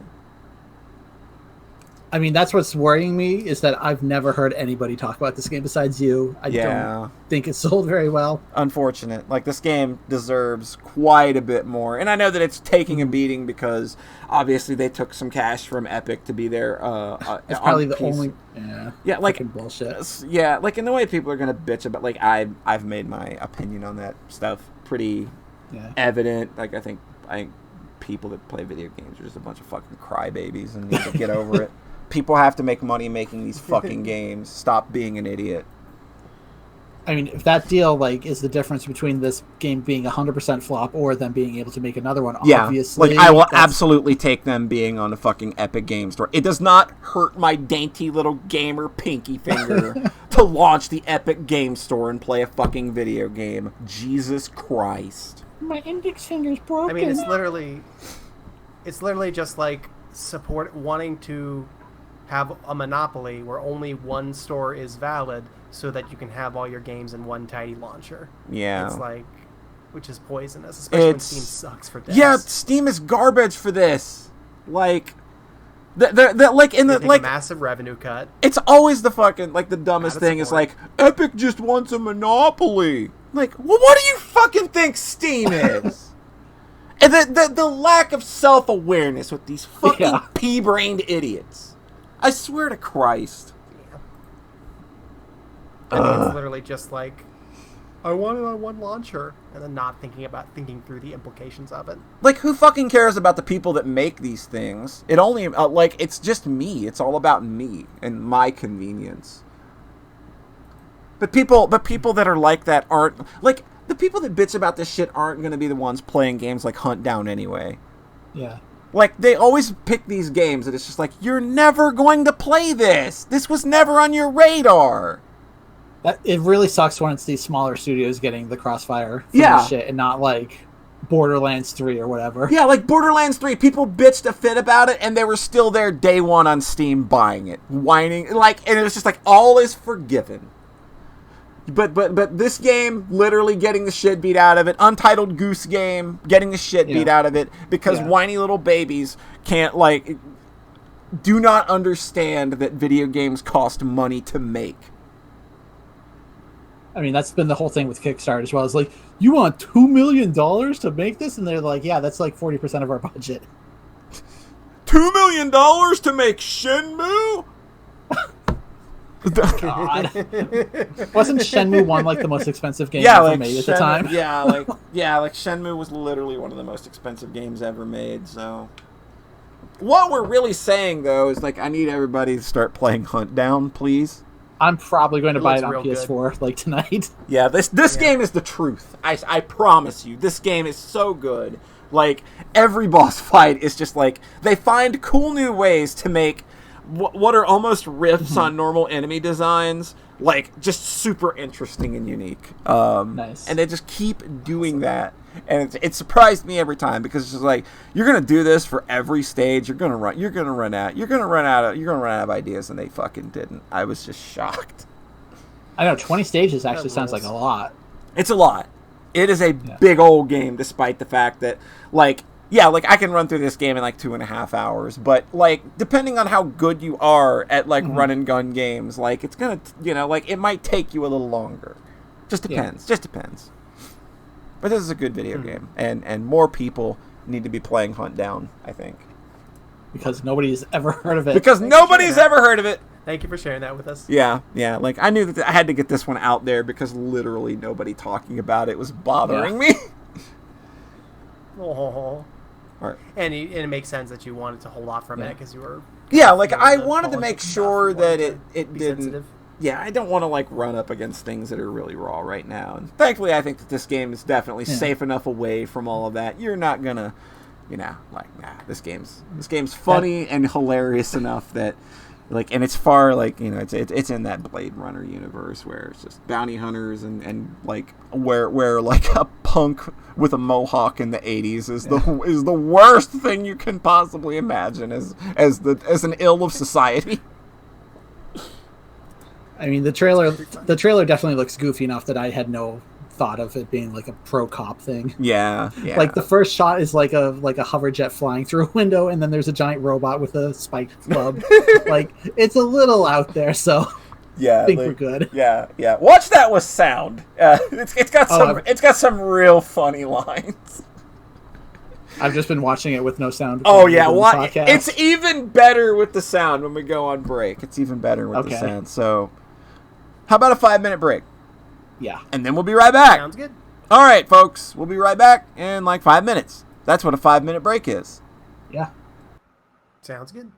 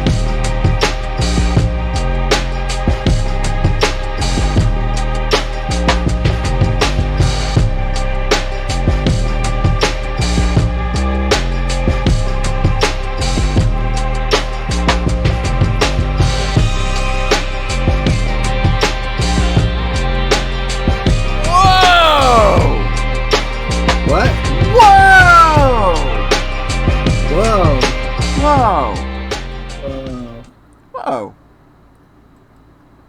Thank you Hey, for Whoa. the gift subs, Tengu Gemini, Dolls, and Jetstone 4. Whoa! Enjoying this. Whoa! You missed what I did. Hey, whoa! All right, this podcast is over. Yeah, there we go. Whoa. Whoa! Whoa. Wowee. Wowee! There you go, the Revan. How's everybody doing? Bad. You're doing bad? Oh, somebody... Being honest. Fat Kakashi ripping a big old fart in chat. Thank you for the Twitch Prime sub, Fat Kakashi. Let's bring Fat Kakashi on and just do the rest of the episode. Have him talk. He's probably got more energy than the rest of us anyway. Don't worry, I got some games I want to talk about. Yeah, but Fat Kakashi is funnier. That's true. I bring that insight. I bring that insight, though. Are you calling? Are you calling Fat Kakashi dumb? Fire wisdom. Are you calling my friend Fat Kakashi dumb? I'm not. I'm just saying. I something to bring to the table. Thank you, Rhett, for ripping a big old fart in the old chat. Much appreciated. I might have missed my streak. It's been a bit, I feel like. No, it's still brown. It says subscribe for 34 months. I get that. Resubscribe. I feel like it's resubscribing me automatically. I'm funny. I'm really funny. I don't understand. Rhett said he missed his streak, right? And I said, yeah, it's a brown streak. And my alerts are farts. See what I did? It's a poopy joke. You know, poop's really funny. Yeah. His poop is hilarious, my man. It's a moon pie. It's coming out.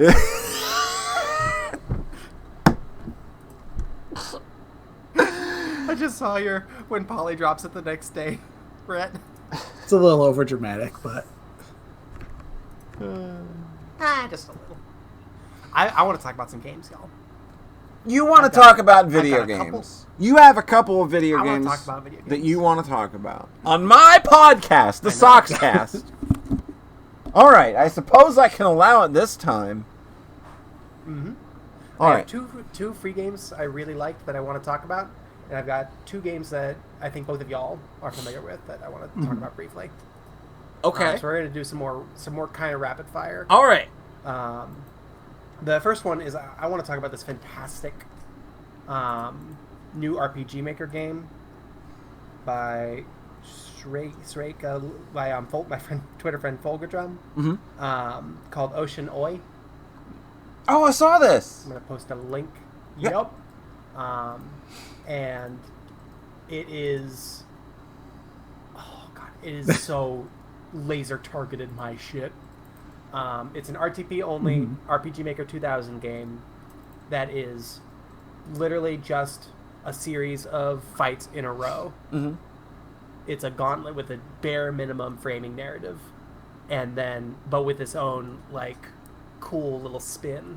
It's using the default engine. It does it kind of does what Slimes does, where if you've played that one, which I recommended. Slimes is very good. Mm-hmm. Yeah, I really like Slimes. Where MP new in this game is a resource you renew using skills. Yeah. So you build up your MP, which you use to do other attacks, by using other skills. And it's a really simple conceit, and it's the same conceit that all of the enemies abide by. Yep. The enemies, in order to use certain attacks, have to take turns to build up their stockpile of MP, basically. Mm-hmm. And you start off with a handful of items as well, including a handful that do restore MP as well. And it's just a very simple conceit, and it uses it to build some extremely tense, good turn-based fights. I didn't think that you could have AI that worked as well in RPG Maker 2000 as well as some of the fights that I saw in this game was working. It seemed to be able to read the situation and know when it needed to reobtain magic points and shit. I didn't think that you could do that kind of shit in RPG Maker 2000. It's really clever. There's definitely a lot of like custom scripting going on in Yeah. the battle events, Yeah. which is where all the really tricky stuff. That's goes where all the down, meat's basically. happening. But I've played with RPG Maker 2000 a lot, and I didn't know that you could get as robust as this game seems with that fucking battle system. I was ridiculously impressed. It's also Yeah. RPG Maker 2000 and not 2003. Yeah. Which is just kind of Which a is better good. engine. Which is good. It's not ATB. It is just turn-based. Oh, interesting. So it's just very clean, front-facing, turn-based fights. And the most fun I had, it was like perfectly balanced because I only died once.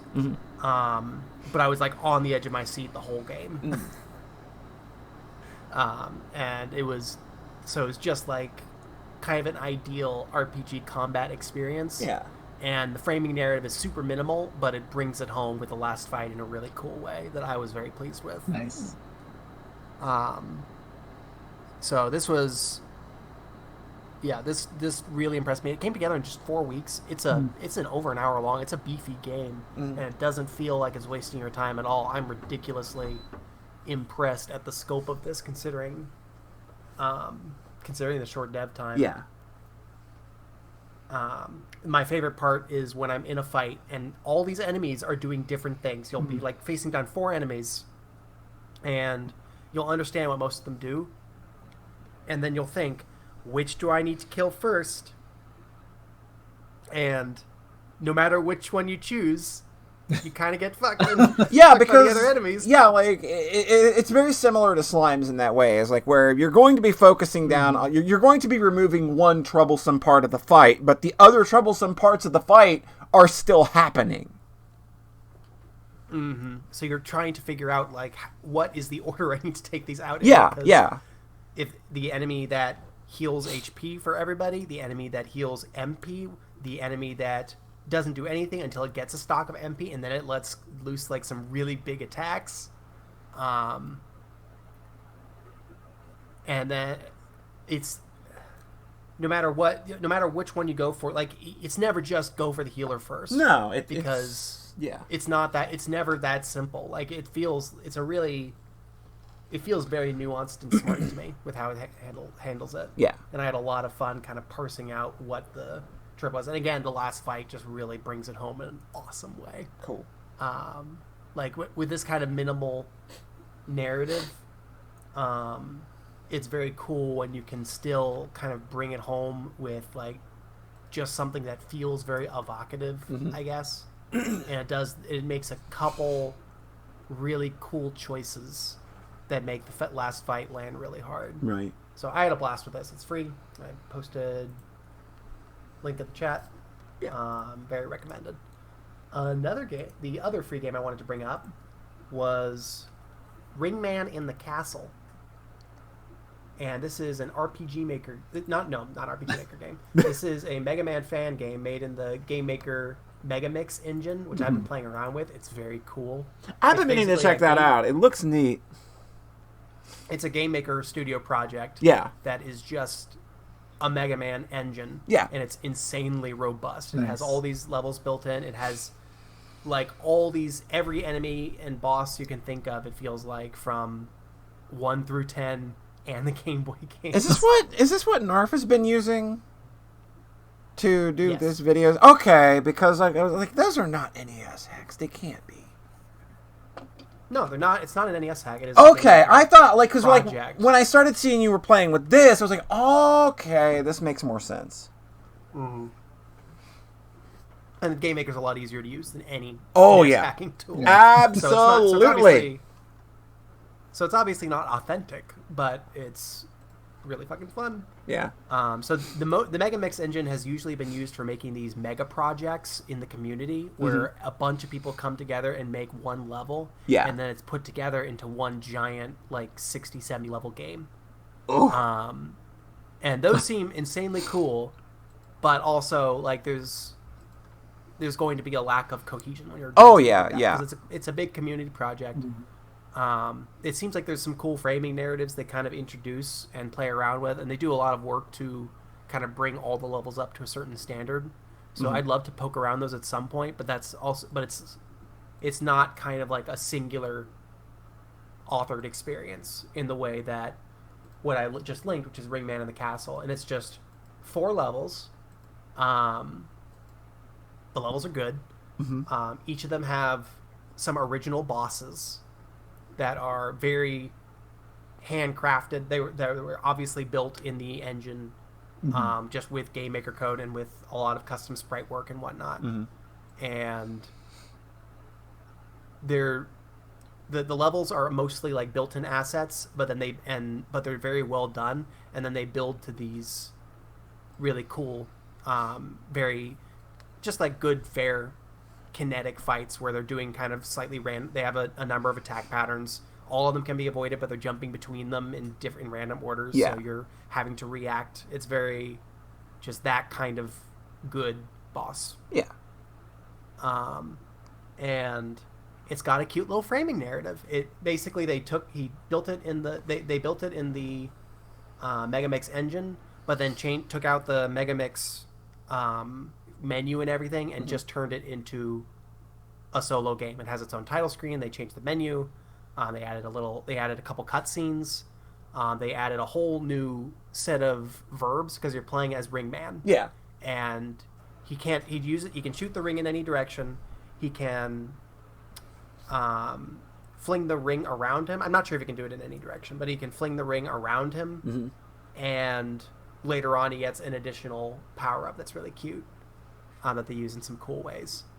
So what it is, it's basically just like a cool, good 4-stage platformer that escalates nicely, that has its own kind of unique verb set, and then reaches like a satisfying climax. I played this game. I played through it. I really enjoyed it, and then I played it for like 2 more hours until I beat it without dying. And I was like, yeah, I had just a really good time with this. So this to me is sort of like a really strong model for what fan games in this engine can look like. And as far as I know, from what I understand, this is one of the only ones structured like this. Like it's mostly the big, basically big community-wide kind of things. Versus these like very deliberate, authored, paced, short action games. And it's not. It does. I don't think it has to be like I made 8 Robot Masters and a Wily Fortress. I think it can be something Much more restrained. and also more propulsive. Yeah. Because like this I think is probably better than it's my favorite Mega Man fan game that I've tried out of the hacks that I've poked at, because it's not trying to match the scope and then padding it out. It's just a nice propulsive story. So I really recommend it. I had a lot of fun with that. Cool. So those are the 2 cool free games I played. I played 2 more commercial games that y'all might be familiar with. Commercial? I played Chrome. Yo! That's a good video game. It is a good video game. I've only played through it once. I haven't dug into it in an arcade sense yet. But I had a lot of fun with that casual playthrough. Yeah. It's just really good fun Contra. Yeah, like it's very clearly taking its inspiration from Irem and Contra Hardcore. Like I still think the weapons need a little more time in the oven, honestly, but that game. I mostly used the machine gun. I didn't. Yeah. I don't know if that was because of what your experiences, or if I kind of it's sort of a mix of remembering that and then also kind of arriving at that naturally. But even just playing with the machine gun, I had a ton of fun. With yeah. The machine gun and the grenade launcher are the only 2 weapons I used, honestly. And of course, slashing shit with your cool sword. That's so good. Like, I'm glad that they fixed that, because it was a little wonky shortly after release, because like the cooldown would be based on the weapon you were using. So if you were like using the grenade launcher, which has a long cooldown, and you fired a weapon, and then like you wouldn't be able to slash. So like enemies would just get up in your face and run you down. You'd just get killed trying to. So I think they fixed that. They also added the invincible roll post-launch, which I didn't think the game needed. But I do concede that it adds a little something to the game that wasn't there before. Okay.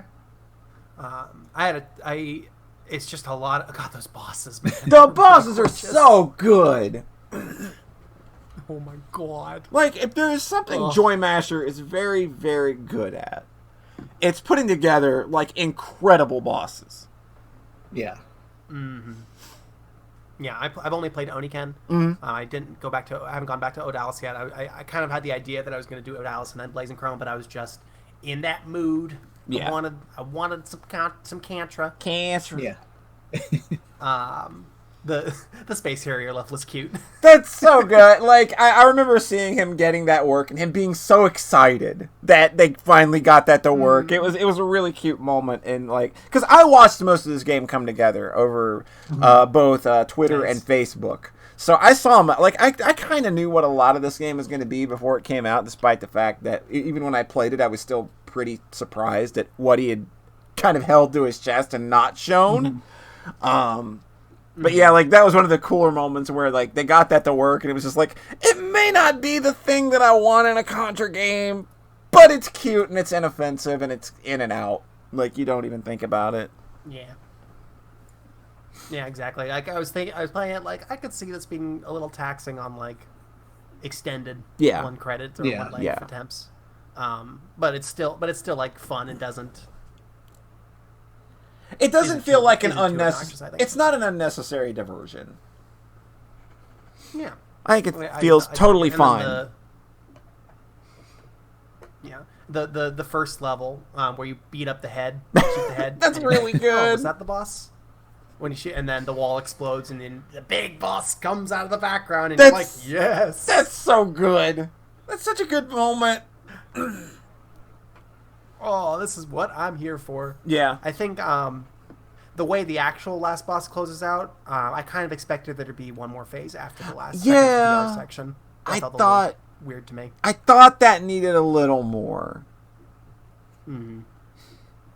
And that was like the only pacing thing I thought playing the game. I was like, oh, I could for a Contra thing, I probably want like a little more. Yeah, like just like one bit more. The end doesn't quite go as crazy as I thought it would, and it needed like one more step to truly really push it, and that's kind of the only thing I'd hold against it, really. So it's not like there's some extra thing if you once you see it or anything? No. Because I know Contra 3 has, the extra stuff if you're playing not on easy. Yeah. Oh my god, it's so cool. You get that little escape sequence. It's great. That escape sequence is real good. The first time you get to it, it literally you're going to get slapped off the copter the first time because you don't see it coming. and like the way those arms are going back and forth, it's just the meatiest bitch slap in video game history.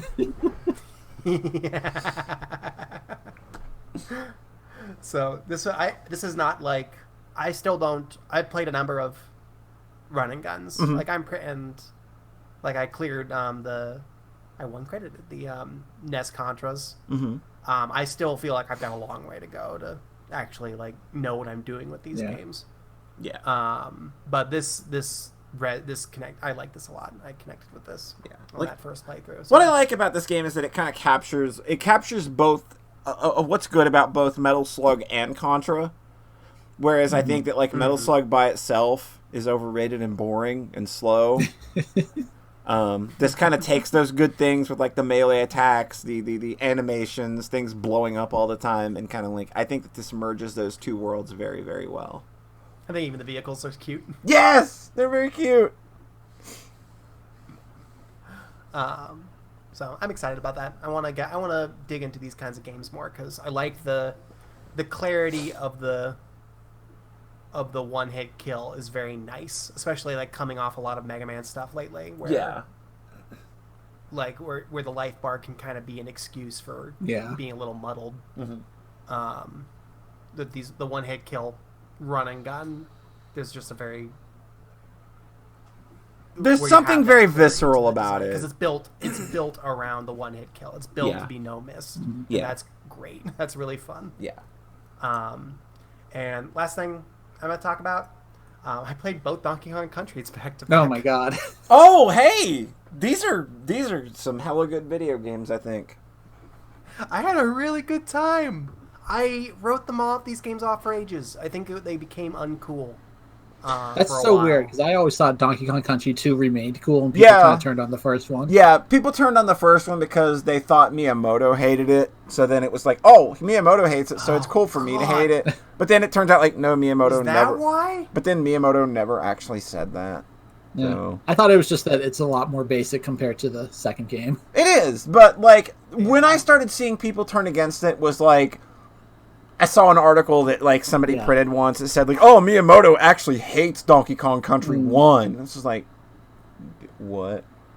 Oh man, there's a bad. He's a cool kid who likes Yoshi's Island.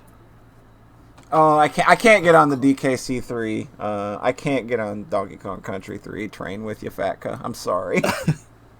I loathe the aesthetic in that game. Yeah, it's too realistic. They're trying to get too it looks too pre-rendered. It stops looking like a cartoon. Yeah. And I hate Baby Kong. He's the most worthless Kong on the planet. So let's talk about not worthless Kongs then, John. Who gives a shit what Miyamoto thinks about anything? Wow. Thank God somebody said it. Respect your fucking elders. He invented Mario, for Christ's sakes. I'll respect. And Pikmin. Like, when the guy is, like, shitting on Super Mario... Miyamoto when he stops ruining shit. Yeah, like, when he stopped, like, he literally ripped the story out of Super Mario Galaxy 2, because Super Mario Galaxy 1 has words in it. Gamers don't understand words. I mean, he's not wrong, but he doesn't have to say it. Paper Mario shouldn't have original characters. I don't think that's just him. That's, like, a whole thing that fucking sucks. Yeah. Yeah, I know. I kind of ascribe a lot of stuff with the games themselves that I dislike with contemporary Nintendo. I sort of ascribe a lot of that to the ethos that I think he kind of birthed in a lot of ways. I can't speak to that in a real way, but you know, I think you get what I mean there. I get you. So yeah, I don't give a shit if he doesn't like Donkey Kong Country. Yeah, I think he said he didn't like Mario 3 as much, and I was like, oh man. Like he said something like about it being clumsy and not up to today's standards, and I'm like, oh fuck. That's weird because every single fucking new Super Mario Brothers game wants to be 3. Yeah.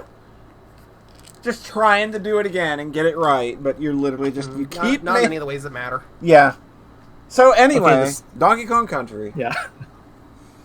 So, to put aside shitting on Nintendo, let's talk about this good Nintendo platformer. Okay. The levels in Donkey Kong Country 1. Here's what I took away from it. Mm-hmm. The levels are short and really varied. Yeah. Like they just it feels generous with a lot of cool ideas. Yeah. But also pretty propulsive. Like you run pretty quick. You roll around like when you get good at the various levels, you are moving real quick with them. And that's really satisfying. The music is really good. Oh God! Yeah. Yeah. There's a reason those games have kind of legendary soundtracks, and people still talk about. Is it? Yep. It's Kirkhope and Wise, basically those two guys. Yep. Grant Kirkhope and David Wise. Okay. Yeah. So I think it became most striking in that first snow level because that's the one where the music builds in this really cool way, and also the background changes from this like peaceful day to like a blizzard.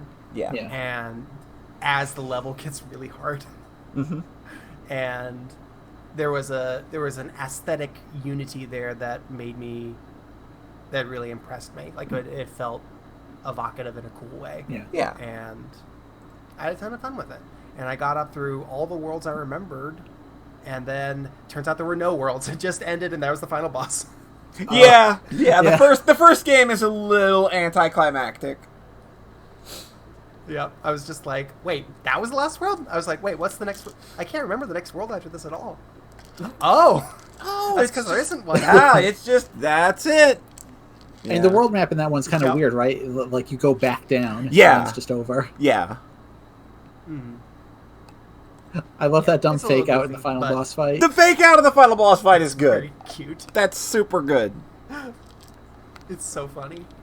I think my takeaway from it was the anticlimacticness almost made it charming in a way because it felt like almost 80s-y in Yeah, the sense of like here's just a bunch of levels we made and now it's over. Yeah, like it definitely Have fun, has. It has that kind of riffing energy in it, I think. Mm-hmm.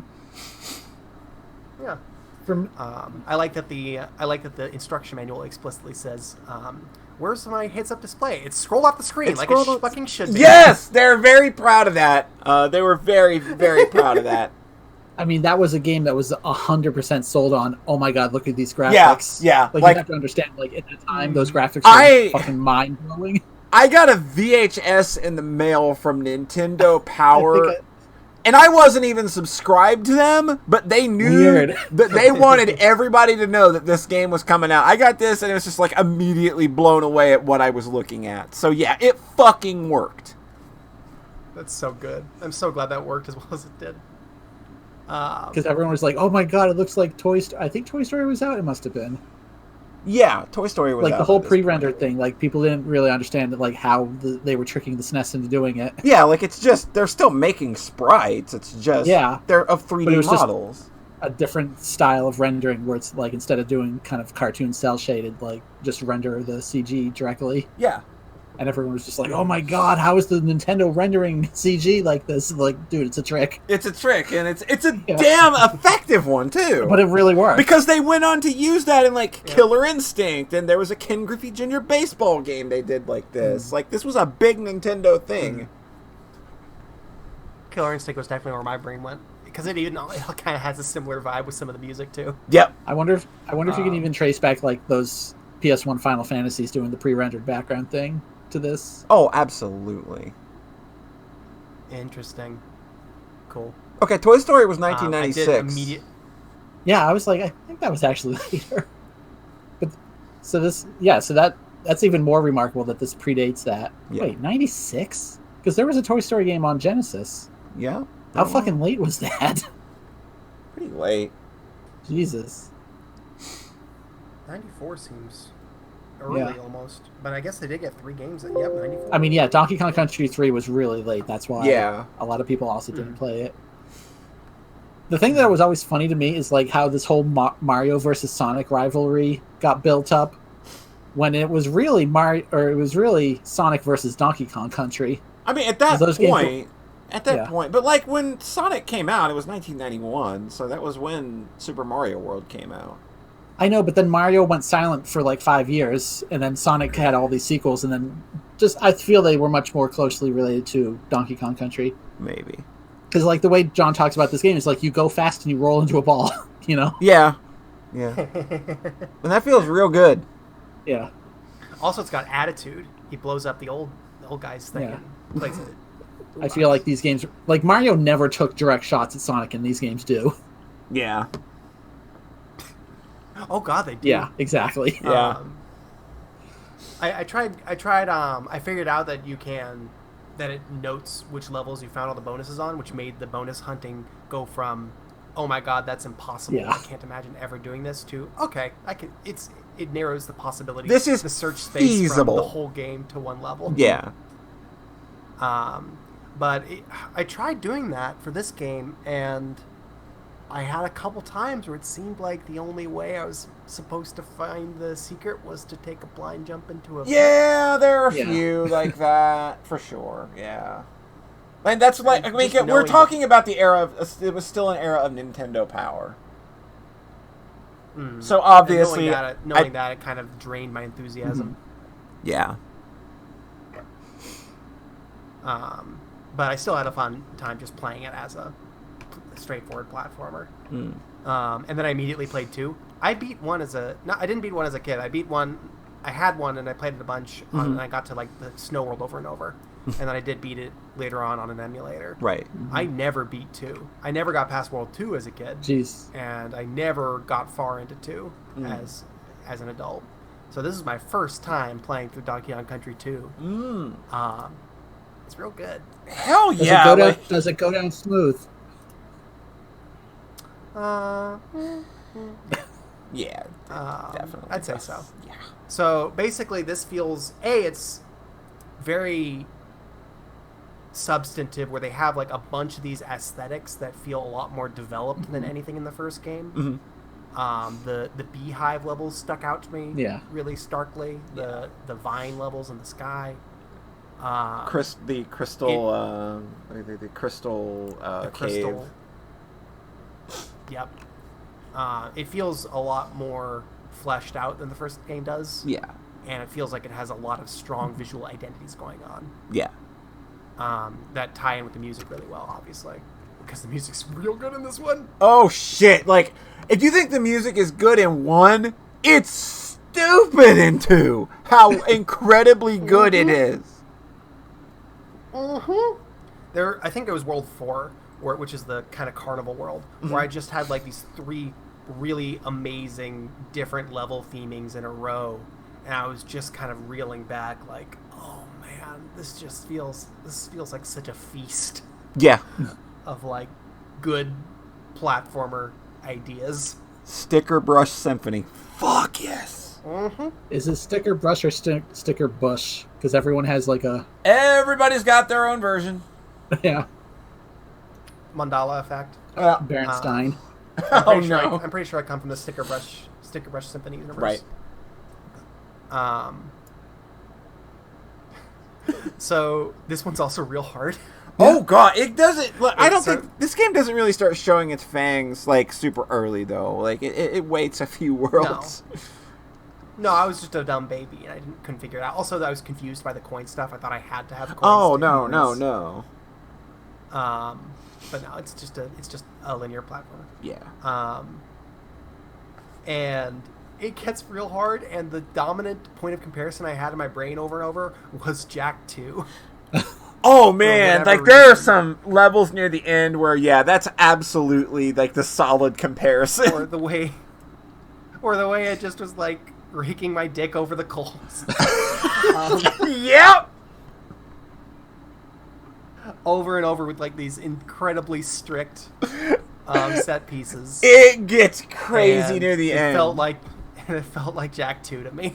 Yeah, like there are some parts in that game like there are some jumps that are like they're like 3 to 5 frame jumps that you have to make, and it's just stupid. And so the big weaknesses there in the first game, I think, was that, maybe the aesthetic could have been developed more. I wouldn't have thought that just playing the first game, but then this one shows like, okay, you can go harder. Like, the first one feels very proof of concept, but they made obviously a good game around it, whereas the second was like, okay, we know what the fuck we're doing now. Yeah. Yeah.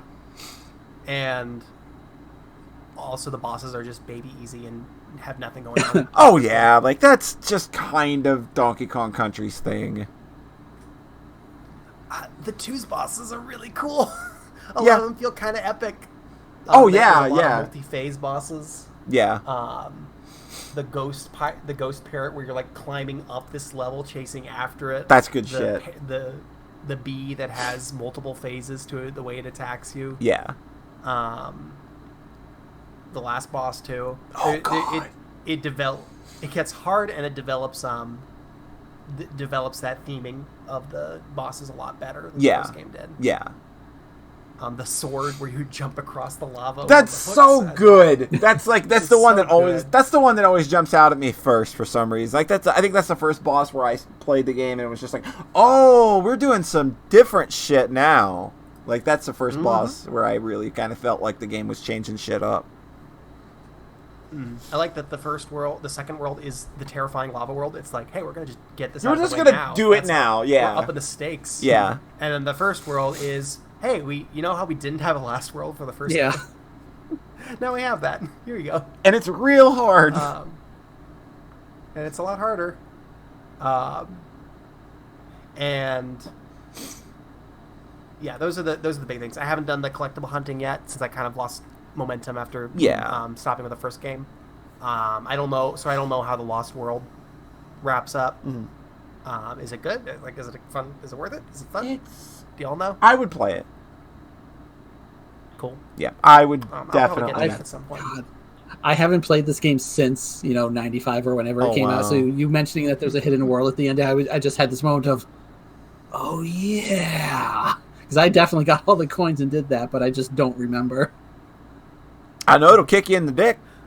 It'll stomp your it will stomp your dick into dust. Yep.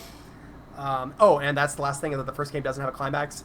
This game goes so much at the end. Yeah, it's really good. You have like 3 levels in a row with this tower theming. Mm-hmm. You are climbing to the top of the world map, and then you get to the top, and it just keeps going up and up and up and up. And there are 3 different levels with this gorgeous, scary castle theme, and they're all themed around verticality in completely different ways. One is an auto-scroller, one has a bunch of ropes and hooks, and one has the animals where they can ascend in different ways. And the way it cascades is really, really cool. Yes. And so when I got to the end, I was just like extremely fucking pumped. Yeah. That's awesome. It is funny though, because there's a fake out where there's an airship at the end, and I'm like, oh my god, there's more. And they have a level, another Sticker Brush Symphony level that ends with like this ridiculously tight parrot race. Yes. Which is absurd. It's ridiculous. It's so much. Also, a nice thing is that you have to pay coins to save in this game. Yep. And I was constantly like wanting to save, but I hadn't found the coin in the level. I was like, should I go back to an early level? I don't know. It was really funny to me though, because I kind of expected there to be more to the last world. Yeah. So then it just does the final boss, and I'm like, okay, unlike the first game, there was a climax here, but then you kind of teed there up to be more of a world with this whole thing, but instead the parrot race was the last level. Weird. I was like, oh, what? Okay. It's so good times. Like it's weird. It's a good time. It's really funny because the one right before that is such like a natural end point. Yeah. And then they're like, okay, parrot race. Now final boss. But yeah, this game rules. I had a really good time. Hell yeah. The best Mario platformer on the Super Nintendo? Well, I mean, I would see Mario say, in the game. I would say that it's the best Mario like platformer on the console, because I don't think World is that engaging, and I could give her I don't think Yoshi's Island is bad, but I could give her take it honestly. Like I think I like Donkey Kong Country 2 more. I like Yoshi's Island.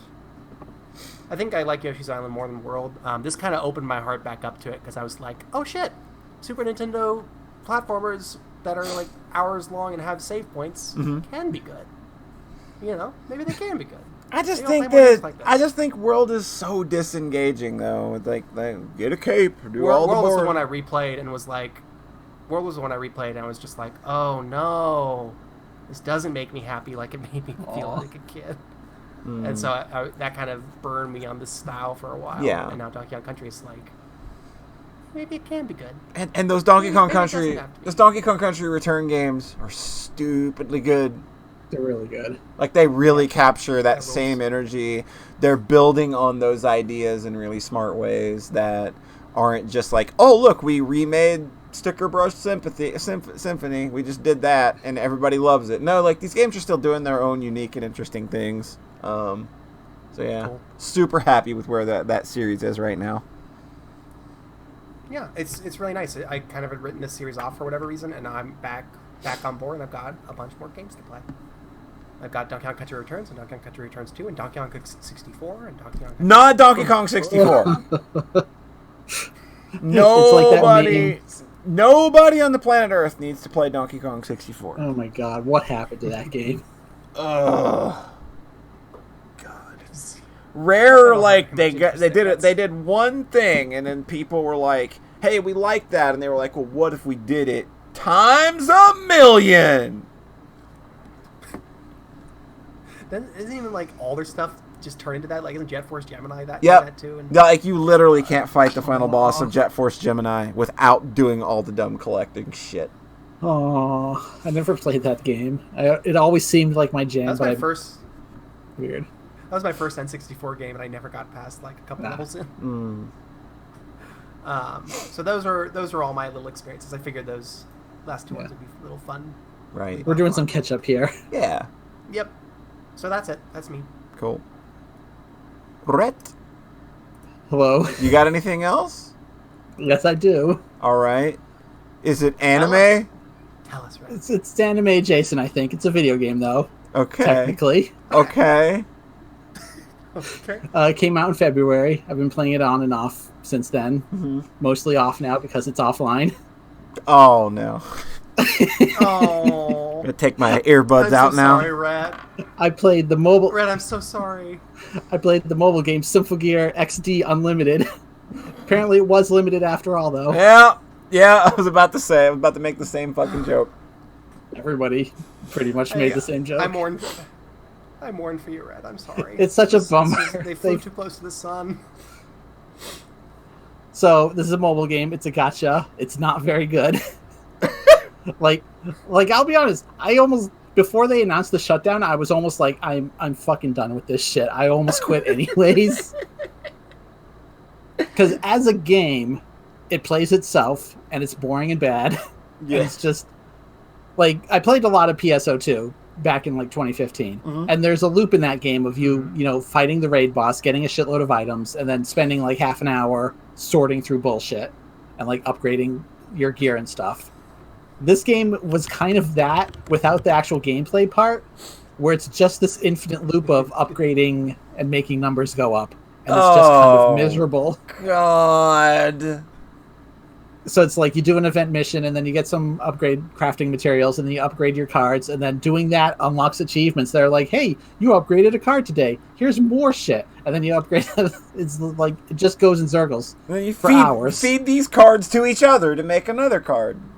That's the other thing is that like this game, people were kind of giving it flack because it is extremely it's pretty generous in the gacha because it wants you to get duplicates and feed them to each other. Oh, yeah, one of those. So like, which is not mandatory. You told me that was for mandatory. In order to raise the level cap, you have to feed them. Yeah. Gotcha. That is not the case in like Fate Go. In Fate Go, you can get the level cap up as high as you want without engaging with the gacha at all, beyond just getting the initial card. Yeah. So this was like, oh, this sounds less generous than Fate Grand Order. Okay, but here's the thing. You stopped playing Fate Grand Order because it was too hard. This game is extremely easy. You don't actually have to engage with that part unless you want to do the PvP, which... That's the other thing I heard folks complain about who had played other gachas. Was like, there's no skip function for the fights. You actually have to fight them. And I'm like, oh, man. Is that true in Simple Gear where you can just repeat skip fights that you've already... I don't know. You can just turn on auto battle and it'll just do it for you. Yeah, you don't get that. There's no explicit skip though, but also like I'm not replaying fights. So I will just say up front, the game itself is bad. The only reason I was here was for the new story writing, which is what I want to talk about. So Polly, remember what Neptunia did with the third game? Yeah. They went to another universe. They went to another universe, and yeah. Like and there's another Noir and another Blonde and another Vert there. Oh, no. And that... So it's like Bob and George, is what you're saying. I guess. I didn't follow that comic to the end. And then, Neptunia Victory 2, they reveal, oh, there was also another Neptune, and she's older. Yeah, and she's way better. And she's awesome. She's so good. She's got banging-ass titties. There's that. They made Neptune hot. Cute hoodie. Very So basically cute what I'm saying is, like, this goes the same route of Neptunia, of having alternate universes now, and then you having to manage, like, different versions of characters in your head. but without the banging ass titties. Yeah. Okay. Much. So, like, basically, this game uses alternate... So, the story is that after Season 3, in the game universe, they found a relic that allows them to travel to parallel universes if there's something in distress in that universe. So, they use this to just tell a bunch of what-if alternate universe stories that are all actually pretty good, I think. So, the very first one, they go to a universe where Season 1, Episode 1 happened a little differently. At the concert, it was Tsubasa that died instead of Kanade. Yay! Oh, sorry. I think Tsubasa's boring. Reaction, holy shit. That was so loud. Sorry, I think Tsubasa's boring. So it's I think we got it's a universe where Tsubasa died and Kanade is alive instead. And then This is a much better trade. So then you don't know anything about Kanade. I know, So but she's still better. I think, Kanade would have overshadowed Hibiki probably. Like, it's interesting that they didn't have like that kind of leader character. Anyways, like basically a lot of these parallel universes are just like, what if character died and we use that to tell kind of really sad stories? Because then you go to that universe with our universes, Tsubasa and Hibiki, and it's super fucking awkward for them. Because Tsubasa's like, oh, you died. And Kanade's like, hey, you died as well. What the hell? And like, they're trying to reconcile that with the fact that the person they knew still actually died. Right. Like, this is not that person. Yeah. But it's still close enough. Yeah. So it's just a lot of kind of awkwardness and like sorting out their feelings. That's a lot of fun. And then having Hibiki finally get to meet Kanade and actually say stuff like, thank you for giving me this power was very good for me. And but then Kanade's like, oh, yeah, I mean, that wasn't me, but hey, the alternate me sound pretty cool, huh? She actually like sacrificed herself for something she believed in. Like, the Kanade in this universe is like kind of a fucking wreck at the start. Because she has had no emotional support in the years since. Right. So then there's another. So the next event was bad, basically, because it's like they go to a universe where there are no wielders, and it's a whole thing about like, oh, we've got to teach the military how to fight the noise. Oh boy, that sounds boring. Yeah. So like the reason these events are kind of frustrating towards the start, especially, is because it's a mobile game. And you have to do the part where you play the game. Yeah. Which means that every single story event in the visual novel part has to end with a fight. Which means there's a million. Yeah. So which means every single scene has to either end with, oh no, the noise are attacking out of nowhere, or let's go to the training room. Oh boy. So this is when the game kind of pushed my limits. It's like, oh my god, this is like, the story isn't really going anywhere, and it's really grindy as far as like just taking forever, because the game, like the load times and stuff, it's like, oh, you read like 5 minutes and oh, time to wait for this battle to finish itself. Go back to the main menu, go back into the next story chapter. Okay, so it really started to frustrate me. So what I realized after that point was that, hey, what if I just kind of AFK all that stuff to have the game acknowledge that I saw the cutscene, and then just watch all the cutscenes afterwards in the viewer. Because once you unlock something, you can just go and read it like by itself as a visual novel, and that works way better. So next story event was, hey, what if we brought Miku back? This is the universe where Miku moved away after the concert tragedy. So the Hibiki in that universe is just really sad and angry all the time, because she also has no emotional support for the bullying that she went through. So she's in distress, and then our universe, Miku goes over there and is like, hey, do you have this thing called Seishojing? So our universe's Miku goes over there and gets that relic back. So they are breaking, the continuity of the universe. Right. Because she's a wielder again now. And it's just, because I love those characters, so especially Miku and Hibiki. It's just this really good story about Miku being the one to save Hibiki this time. And then there's some really rough dialogue where like the Hibiki in that universe is like, you're only doing this because you love the Hibiki in your universe. I'm just a replacement. It's real rough. I like this part. I like how much it's just like using this as an excuse to like deal with hard character dynamics and emotions. Yeah, like that's by far the best part of this, is just like when it's playing with these characters in ways that they really couldn't in the main show, because a character died and they're gone, or like, hey, we're not going to cheat and like just give Miku her Symphogear back after it got destroyed. And we lost John. No. Oh well, that's not too big of a loss for anybody, I don't think. Oh, and he's back. He's back. We were just saying how okay. much we missed you. Yeah, completely. Keep talking. Okay. Next universe, they do the same thing again where, hey, what if a different character didn't die? So, remember Maria's sister, Serena? She doesn't die in this universe. They bring her back. The rough thing in this universe is that literally everybody else dies instead. That's good. And it's kind of cheap because it feels like a way of them just reducing the number of duplicate characters. Because in the previous one with Miku, there was another Tsubasa in that universe, and she's just kind of in the background. Right. So in this universe, they're just like, oh yeah, so Serena didn't die, but Maria did, and they imply that Kirika and Shiraibe also died, and then they ask about Fine, and they're like, oh yeah, the Fine incident. Oh boy, oh yeah, she killed everybody, and then died herself. And Hibiki is just like, wow, sounds like there's all sorts of universes out there, like not acknowledging the fact that she died. So the weird thing in this one is that they put, after she was injured, they put Serena in a time, like a stasis capsule, so that she didn't get older because they don't want to change the character design. Yeah, we don't want to change the character design. Yeah. So she wakes up like 7 years later and then sees Maria as an adult, but it's the Maria from our universe. Right. And they haven't told her that the one in her universe is dead. So the whole thing is like Maria like pretending to be that universe's Maria. Jeez. Yeah.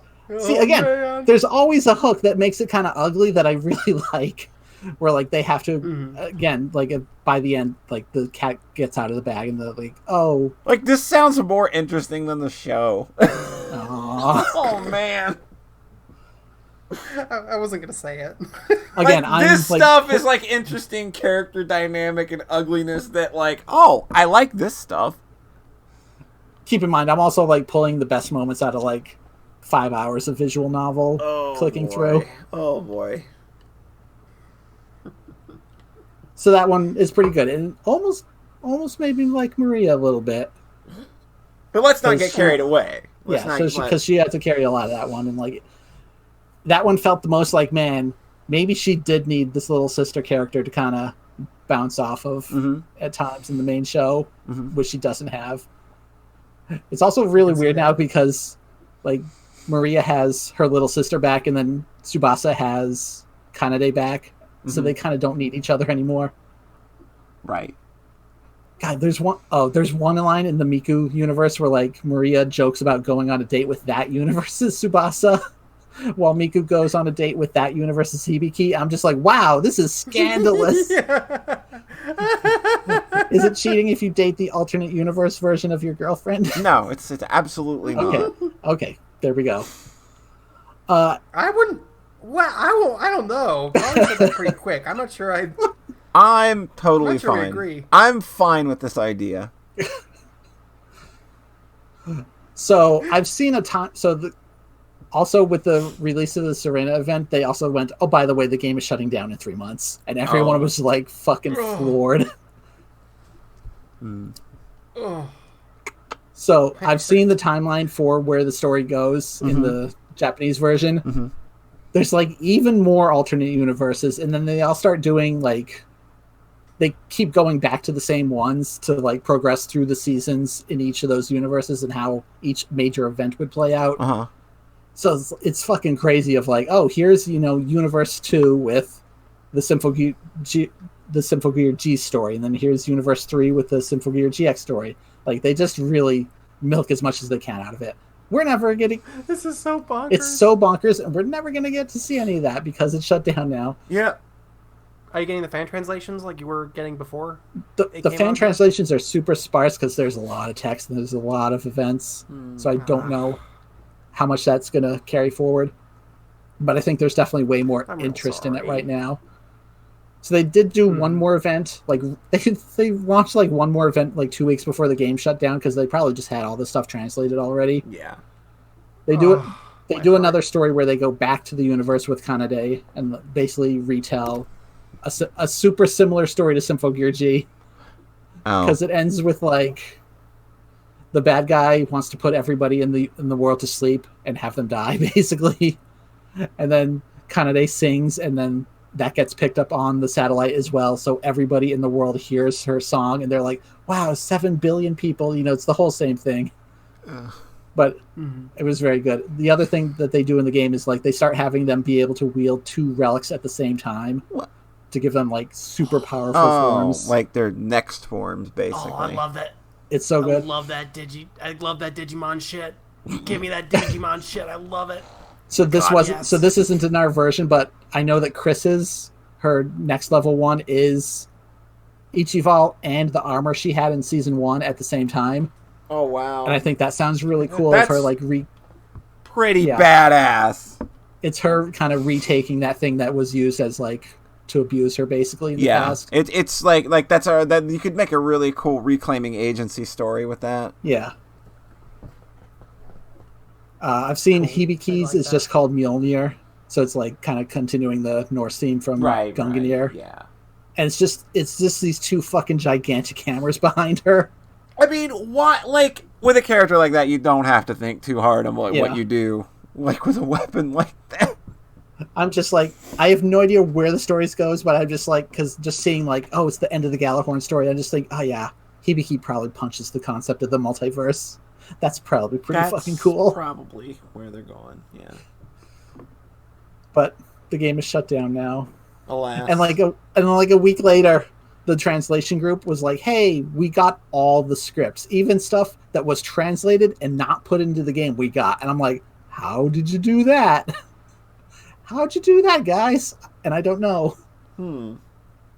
So they got the translated script? They got the entire English script, including stuff that wasn't put into the English version. That's interesting. Like, I don't know how they did that. Because there was supposed to be like a bonus scene at the end of the last event that never got put into the game, but they put it up on their website. And like they have this whole like it's not Flash, but it feels like Flash, like web player that just feels like playing the game, except it's a little bit smoother because it's 60 FPS now and it doesn't lag like the actual game did. You have to feel I like remember poking at that when there was a Miku event. You have to feel like at some point that they could take that idea or that container, and if you're diligent enough, if your fan base is diligent enough, you could just translate the visual novel parts that are coming out now. And then have them put that in that engine or that container. Like, I think that's your play there. Oh, they've been doing that. They have like scattered events from the Japanese version, but it's like because the stuff like kind of wants to go in order. Like it's kind of overwhelming. Like you don't even know where to start with reading it because they don't have a ton. And there's just a ton to translate. And I think they're a pretty small group. Yeah, I hope they will get there in the future. Cool. So it's more Symphogear to talk about. More Symphogear. Please wait warmly for more Symphogear in the future. You may be waiting a bit. We're probably not done. So is that it? Paulie, you got anything else? Yeah, I'm done. I got nothing else. Okay. I got nothing else right now. So I guess that means we're just gonna get on out of here. For the time being, but we'll be back. I don't know if it'll be a couple of weeks. We might have to do the next episode on a Saturday. We'll see. Okay. Because I've got something planned on the 30th that and I can't change it because it's the only time the person has to record. So we might have to do the next episode on the 29th, which would be a Saturday, which that should still be fine. Okay. Anyway, we're gonna go ahead and pack ourselves up on out of here. Of course, I want to thank everybody for listening, everybody for coming out, hanging out with us tonight. It's been great. As always, of course, we always appreciate the bits and the subs as well. Everybody, say magnifique. So, John Thayer, where can the internet folks at large find you? farawaytimes.itch.io. And Rhett, where can the internet folks at home find you? Crunchyroll.com/Symphogear. I don't know if that's the actual URL, but try it anyways. Just look for Crunchyroll on Symphogear, I guess. And you can find me at my dumb websites. Anyway, again, thanks again for coming out. And remember, we are the podcast that loves you. We're the only ones that love you. All right, that is a podcast. Go us. We did it. We're the best. Yeah. We're the best. All right, I'm going to find somebody to shoot you all on off over to. See who's streaming. See who's doing what. See if somebody's streaming Symphogear. I'll do that. I'm going to search Symphogear and see what I get. It totally works, by the way, if you type that in right. Nice. Oh my god.